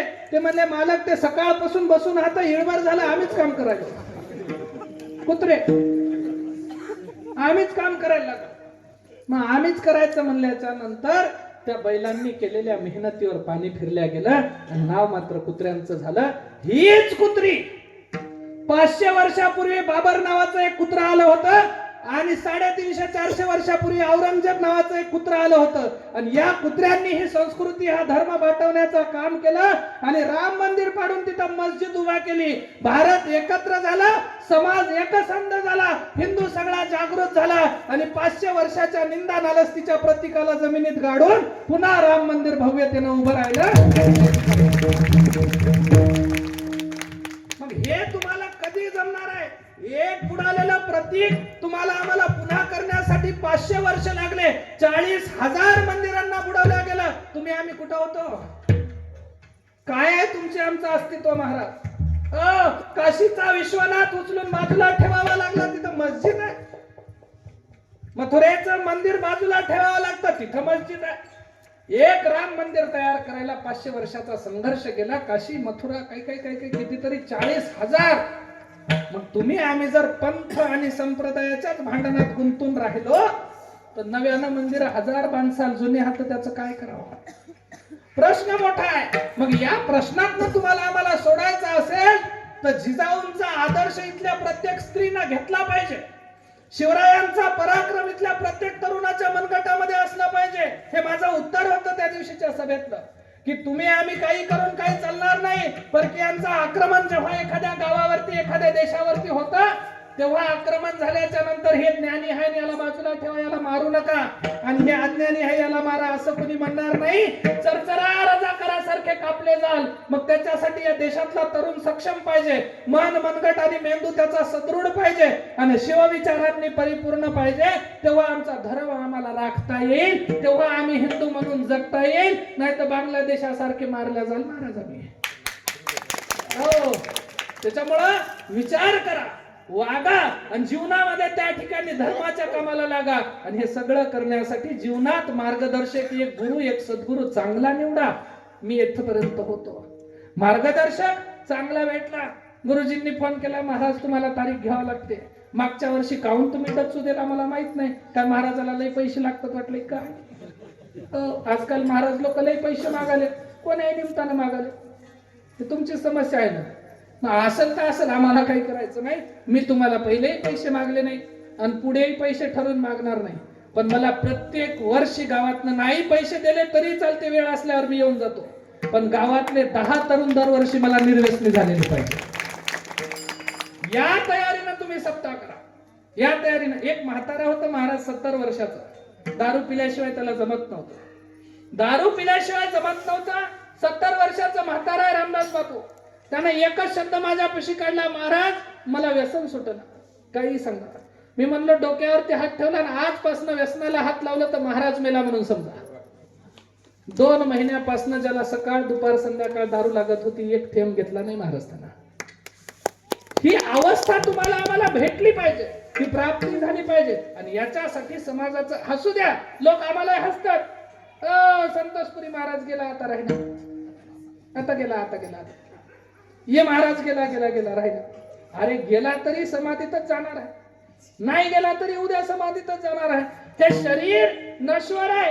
आज राखलं काय उद्या राखलं काय हे कधीतरी संपणार आहे. पण याचे विचार कायम जागृत राहतात. उदाहरण छत्रपती शिवाजी महाराज. 350 वर्षाचा पराक्रम, आईला दिलेला शब्द, ए मां तेरे पसीने की हर बूंद चमकाऊंगा, ए मां तेरे पसीने की हर बूंद चमकाऊंगा, सपने तू देखना पूरे मैं करके बताऊंगा. आईला छत्रपती शिवाजी महाराज म्हणतात, आई तू फक्त या हिंद विश्वराज्याचं स्वप्न पहा, त्याला पूर्ण करण्याचं कार्य मी करेन. आणि त्याच मुक्ती पद्धतीने मला त्या ठिकाणी या राष्ट्राला, या भारत मातेला शब्द देणारा प्रत्येक तरुण मला पाहिजे. तो सदृढ पाहिजे, तो सशक्त पाहिजे. आणि ताकदीनिशी बस करा म्हणले बोट फिरवणं त्या मोबाईलच्या स्क्रीन वरती. कधीतरी मनगटात काठी लाठी तलवार घेऊन कधीतरी मैदान गाजवायला शिका, एकमेकांना व्यायाम करायला शिकवा, व्यसनांपासून दूर न्यायला शिका. तर आणि तर आम्ही तरणार आहोत, बाकी इतरत्र आम्ही तरू शकत नाही. म्हणून आदर्श छत्रपती शिवाजी महाराजांचा, ज्ञान विवेकानंदांसारखं, ज्ञानाला पुनरुज्जीवन माऊली ज्ञानेश्वर सारख्या संतांचं असलं पाहिजे. तर आणि तर आम्ही तुम्ही टिकू, अन्यथा टिकणार नाही. जाता जाता एक गोष्ट महत्वाची सांगून जातो. महाराज म्हणले या जगतामध्ये सद्गुरूंशिवाय तारणारा कुणीही नाही. मग सद्गुरू चांगला पाहिजे, सशक्त पाहिजे, विचारांनी परिपूर्ण पाहिजे, आचरणाने संपूर्ण पाहिजे. आणि सगळं करत असताना त्या सद्गुरूंच्या प्रती तुमचं आमचं समर्पण, जसं अर्जुनानं कृष्णाला केलं होतं, जसं कृष्ण परमात्म्यानं सुदामजींपाशी केलं होतं, जसं हनुमंतरायानं रामचंद्र प्रभूच्या चरणावरती केलं होतं, त्याच पद्धतीचं समर्पण छत्रपती शिवरायांनी तुकोबारायांच्या चरणावरती केलं होतं. ते समर्पण तुमचं आमचं त्या ठिकाणी असलं पाहिजे शास्त्र आणि संतांच्या बाबतीत. तर आणि तर आमचा धर्म टिकेल, अन्यथा टिकणार नाही. आणि या जगतामध्ये आत्ताच्या लोकांना माऊली ज्ञानेश्वर म्हणतात, मला गुरु प्राप्त झाला, माझ्या जीवाचा उद्धार झाला आणि मी गुरुच्या सानिध्यामध्ये त्या ठिकाणी भजनाला लागलो, नामस्मरणाला लागलो. कलियुगाचा काळ आहे, नामस्मरणाशिवाय उद्धार नाही, मोक्ष नाही. मग या जगतामध्ये नाम संकीर्तन साधन पै सोपे, जळतील पापे जन्मांतरीचे. परमार्थिक क्षेत्रामध्ये जीवानं चुकीचे केलेले पाप जाळायचे असले तर नामस्मरण करा आणि संतांच्या चरणाची सेवा करा. एवढं जर केलं, कलियुग केवल नाम आधार, सुमिर सुमिर प्रभू नाम उद्धारा. जगतामध्ये तुमचा उद्धार व्हायचा असेल तर देवाच्या नामाचं स्मरण करा. एकदा सुंदर सर्वांनी हात वर करा, मस्त पैकी भजन करू आणि त्याच्यानंतर कीर्तनाचा शेवट करू. तोंडाला पेसाला बोंबून हात वर होईन गले. मी निघतो तू त्या लढाईला. काय जस काय हे भांडणाला कशा करता तुम्ही? भांडण लागल्यावर दोन दोन हात असे काय बेमारी आली का असे करा की चालले? मला सोंग लागल्यासारखं बघायला आता काय हो श्रीराम जय राम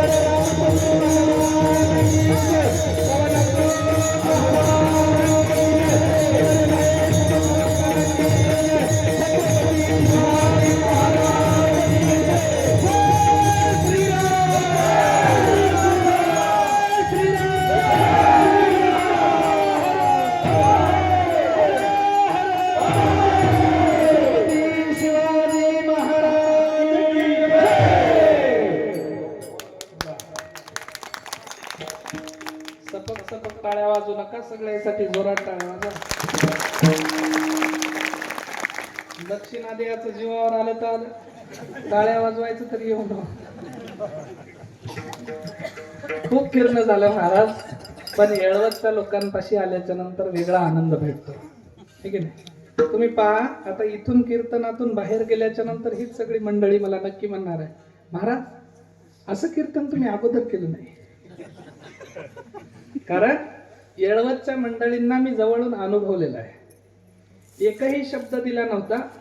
बाळगुरु महाराजांची जन्मभूमी जीर्ण शीर्ण होती. कोणीही त्या ठिकाणावरती सहजासहजी गेले नाहीत. काट्याकुट्यांनी व्यापलेल्या एका बुरुजाच्या भोवताल सगळे बाभळीचे काटे होते आणि त्या वेळेला कोरोनाचा कार्यकाळ होता. मौली ज्ञानेश्वरांची, तुकोबारायांची पायी दिंडी सुद्धा त्या ठिकाणी शासनानं बंद केली होती. आणि त्या वेळेला मी मनामध्ये एक संकल्प केला का बाबा आपल्याला बाळगुरु महाराजांच्या याच ठिकाणावरती एक सुंदर सप्ताह करायचा आहे. आमच्याकडे जागा नव्हती, आमच्याकडे साधन नव्हतं, एकही रुपया आमच्या जवळ नव्हता आणि तेव्हा मी एवढी कीर्तन देखील करत गेलो नाही. महाराजांनी मनामध्ये जागा केली. कोरोनाचा काळ, तिथं क्वारंटाईन करतात लोकांना, सगळीकडे बंदी आहे जमा व्हायला.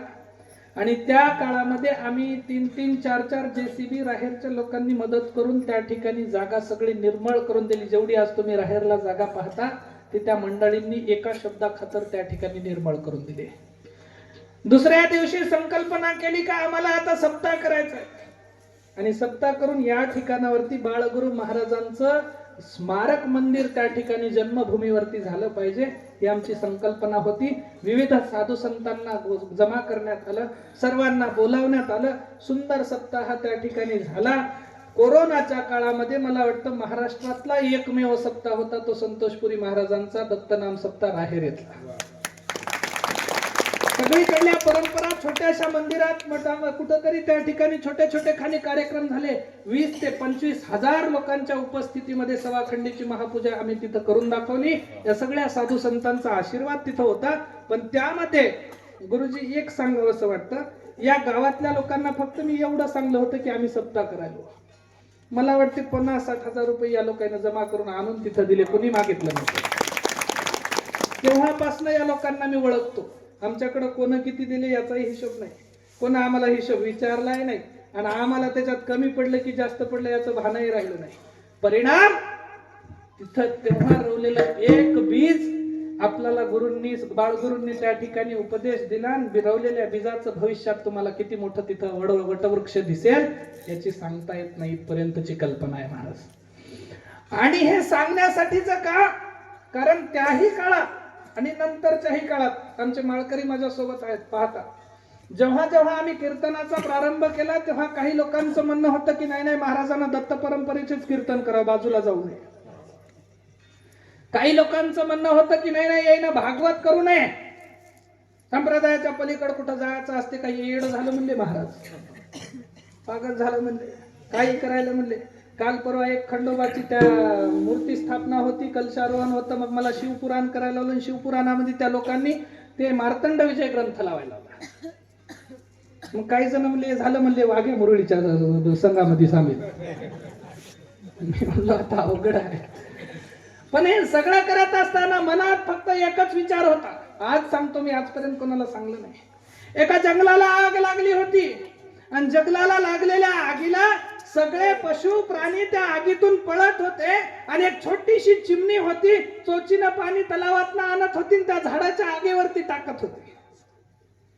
चोचीनं पाणी टाकणाऱ्या चिमणीला एका हत्तीनं प्रश्न विचारला, पागल झाली का म्हणलं तू, आम्ही इतके मोठे मोठे बाजूने निघून चाललो आगीला भिवून, आणि तू चोचीनं त्याच्यावर पाणी टाकायला लागली, तुझ्यानं आग विझणार आहे. त्यावेळेला त्या चिमणीनं दिलेलं समर्पक उत्तर आहे महाराज, माझ्या काळजामध्ये 2015 पासून बसलंय. ती चिमणी म्हणते, दादा मी ही आग विझवण्यासाठी किंवा माझं नाव मोठं करण्यासाठी किंवा मरून जाण्यासाठी मी ही त्या ठिकाणी आग विझवायला लागलेली नाही, पण जेव्हा जेव्हा या वनाचा इतिहास लिहिला जाईल त्या वेळेला या जंगलाला लागलेल्या आगीतून पळणाऱ्यांच्या यादीमध्ये माझं नाव राहणार नाही, तर आग विझवणाऱ्यांच्या यादीमध्ये माझं नाव राहील, म्हणून मी आग विझवायला. धर्माच्या नावाला आग लावली पंथ संप्रदायाच्या काही लोकांनी, आणि धर्म बुडता दिसना गेला लोकांना. त्यावेळेला आम्ही मनात संकल्पना घेतली की छत्रपती शिवाजी महाराजांचा तुकोबारायांचा विचार घेऊन, भगवान दत्तात्रय महाराजांचा बाळगुरूंचा आशीर्वाद घेऊन समाजामध्ये चालायचं. आजपर्यंत कुठल्याही कीर्तनाची 1 रुपयाची बंदी बोली करून घेतली नाही, आणि आजपर्यंत समाजानं आमच्या वजनाला कधी कमी पडू दिलं नाही. सांगण्याचं तात्पर्य, धर्म मोठा आहे, पंथ संप्रदायाची ही बंधनं मोडून टाका. सगळ्या धर्मांनी सगळ्या जातीच्या लोकांनी एक व्हा, आणि अवघे हिंदू एक होऊ, शिवछत्रपतींचं स्वराज्य राखून ठेवू, इतकं आमचं सामर्थ्य असलं पाहिजे, बाकी काही नव्हतं. माऊली ज्ञानेश्वर म्हणतात, असा उपदेश प्रत्येकाला झाला पाहिजे, प्रत्येकाच्या जीवाला त्या ठिकाणी अनुभव आला पाहिजे. गुरुजींसारख्या महात्म्यांचा त्या ठिकाणी आम्हाला संगत लाभली. रामदास गुरुजी पाहतात मला थोडं थोडं मोडक्या तोडक्या भाषेत कीर्तन जमत गेलं. आताही काही कीर्तनकार आम्ही नाही, पण समाजामध्ये बोलताना समाज आम्हाला पाठबळ देतो की तुम्ही महाराज आहात, तुमचे शब्द आम्हाला ऐका वाटतात. कसंही बोला, पण तुम्ही पुढे उभं राहून बोला. एक किंचित एखाद्या वेळेस चुकतं, पण त्या चुकलेल्या शब्दांना बाजूला ठेवून गुरु महाराजांचा आशीर्वाद, बाळगुरूंचा, माऊली ज्ञानेश्वरांचा आशीर्वाद आम्हाला भेटला, आणि आमचा जीव कृतार्थ झाला. तुम्ही देखील संतांचा आशीर्वाद प्राप्त करून घ्या, आणि जीवाला कृतार्थ करून घ्या. सांगण्याचं तात्पर्य, माऊली ज्ञानेश्वर म्हणतात, माझ्या जीवाला गुरु भेटला, मी माझा उद्धार करून घेतला. आता मला इतरत्राची अपेक्षा नाही. अभंगाचं शेवटचं चरण. ज्ञानदेव म्हणे गुरुचा विलास. ज्ञानदेव म्हणे गुरुचा विलास.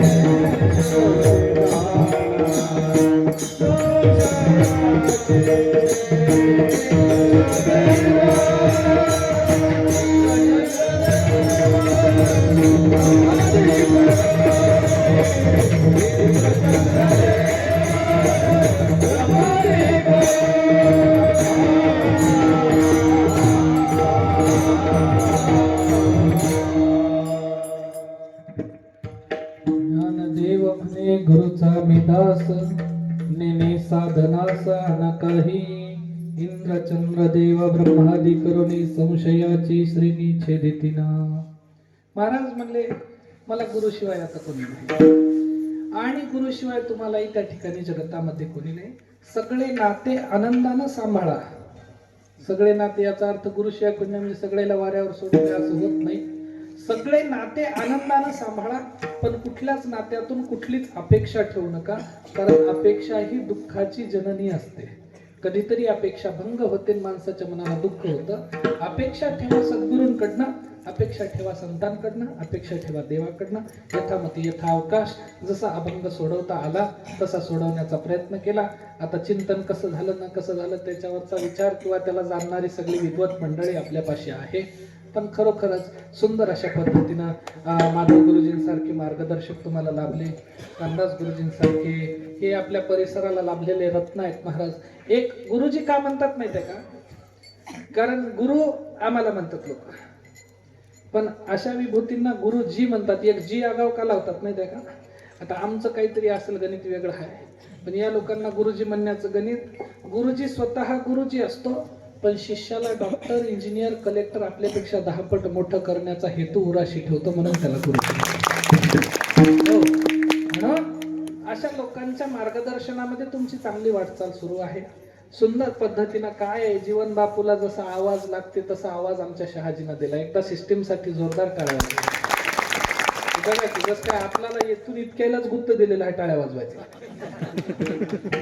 एवढ्या कपटी बुद्धीनं वागत जाऊ नका. काय माती उरावर बांधून न्यायचं नाही, फुकाय गेलं तर जळूनच जाणार नाही, काही जतन राहणार न. जरा चांगल्या वाजवा. आता आमचं बोलणं फटकळ आहे महाराज. पहिलेच म्हणलो महाराज लोक आपिशी राहतात, बोलवल्या तर एक इजा हाय ऐकून घ्यावं लागते की नाही. पण यत्किंचित बोलताना संत लोकांचा आदर्श घेऊन आम्ही साधक मंडळी रस्त्यानं चालत असताना, धर्माची वाट चालत असताना यत्किंचित कधी कठोरतेनंही बोलावं लागतं. कारण तुकोबारायांसारख्यांनी सांगितलं न ऐकती काय म्हणतात बटकी पुढे शिंदळीचे रडते. आमचं काय चाललंय, पण कितीही सांगा न ऐकती बटकीचे पुढे शिंदळीचे रडतील. पण ते सांगण्याचं काम आमचं आहे, ऐकण्याचं काम तुमचं आहे. सांगलं म्हणून काय सगळंच घ्यायचं असते का? संतांच्या वचनांची अमृत रूपी शब्द त्या ठिकाणी तुम्ही घ्या. यत्किंचित आमच्या सारख्याच्या वाणीतनं एखादा चुकीचा शब्द गेलाच असेल तर वाणी ही दोषाला कारण ठरते, इथंच टाकून द्या. महाराज लोक समाजाची कधी माफी मागत नाहीत आणि समाज इतका मोठा नाही की आपल्याशी लोकांना माफ करा. त्याच्यामुळं झालेल्या सेवेमध्ये यत्किंचित चुकलेला शब्द मी माझ्या झोळीमध्ये परत घेतो आणि चांगले चांगले सार वचनामृत बाळगुरु महाराजांसारख्या संतांची, मौली ज्ञानेश्वर जगद्गुरु तुकोबारायासारख्या संतांची आहेत ती तुम्ही अंतरी साठवून ठेवा. कधीतरी धर्माचा, कधीतरी समाजाचा, कधीतरी आपल्या गावाचा आणि देवाचा विचार करत जा. जसं तुम्ही आजपर्यंत केले तसंच नितांत चालवत जा. सुंदर पद्धतीनं सर्वांनी साथ दिली. कुणाचंही एखाद्याचं नाव घेण्यापेक्षा महाराज हे इकडला एवढा सगळा वर्ग मोठाच आहे सगळा. म्हणून हे दोघं तिघं अलीकडे येऊन बसले. आपल्यालाही मोठे पण येते. चांगल्याच्या संगतीला गावरान भाषेमध्ये मन आहे, वंगळ्याच्या उशाला बसू नये पण चांगल्याच्या पायथ्याला बसावं. कधीही कीर्तनामध्ये आल्याच्या नंतर खाली बसत जा. गुरुजी सारख्यांना, गुरुजींना व्यवस्थित बसता येत नाही. खरी खुर्चीची गरज त्याला आहे, पण अख्खं 3 तासाचं कीर्तन होईपर्यंत ते खाली हात महाराज. कीर्तन समजून घ्या. ज्याला खरोखरच शरीर साथ देत नाही ज्याला मांडी मोडायला आणि पाय खाली वाकून बसता येत नाही अशानं कीर्तनात खुर्चीवर बसावं. अन्यथा कितीही मोठा साधू झाला तरी कीर्तन चालू असताना त्यानं खुर्चीवरती बसू नये. महत्वाची गोष्ट झालेली सेवा सर्व मायबापांच्या, येळवत नगरी आजूबाजूच्या परिसरातनं आलेल्या सर्व मंडळींच्या, सिस्टीम, विनेकरी, टाळकरी, गायक मंडळी आणि सर्व त्यांचे सहकारी, चोपदार महाराज आणि सुंदर पद्धतीने या 6व्या दिवसाच्या सेवेमध्ये सगळेजण सहभागी झालेली मंडळी सर्वांच्या चरणावरती समर्पित सेवा करत असताना सुंदर अशा पद्धतीचं संत सेवा प्रतिष्ठान नावाचं युट्यूब चॅनल आमचे राजेश पाटील मोरे चालवतात. कुठलाही मी त्यांना 1 रुपया दिला नाही, त्यांनी मला कधी मागितला नाही. पण जिथं कीर्तन चालते तिथं आवडीनं सोबत माझ्यासोबत गाडीत जुलम बसून येते. बापू तुमचं कीर्तन रेकॉर्ड करायचं आहे आणि टाकायचं आहे म्हणून त्यांनी काढलेलं चॅनल आमच्याच नावानं काढलं. संत सेवा प्रतिष्ठान युट्यूबला आहे, मला वाटतं इंस्टाग्रामला आहे. सर्वांनी त्याच्यावरती कधीही ही कीर्तनाची किंवा इतरत्र कीर्तनांची त्या ठिकाणी मालिका तुम्ही पाहू शकता. कारण आता रोगच लागला लोकायला प्रसिद्धीचा. काय करावं, तुमच्या संग आम्हाला चलावं लागलं. असो, सुंदर अशा पद्धतीनं या तुमच्या आजच्या कीर्तनाचं लाईव्ह प्रक्षेपण नाही ते येणार आहे कीर्तन युट्यूब वरती. सुंदर पद्धतीनं सप्ताहाचं सार्थक तेव्हा होईल जेव्हा गावातली 4 पोरं त्या ठिकाणी तरुण या सगळ्यांच्या नियोजनामध्ये सज्ज राहतील आणि धर्माची राखण करतील.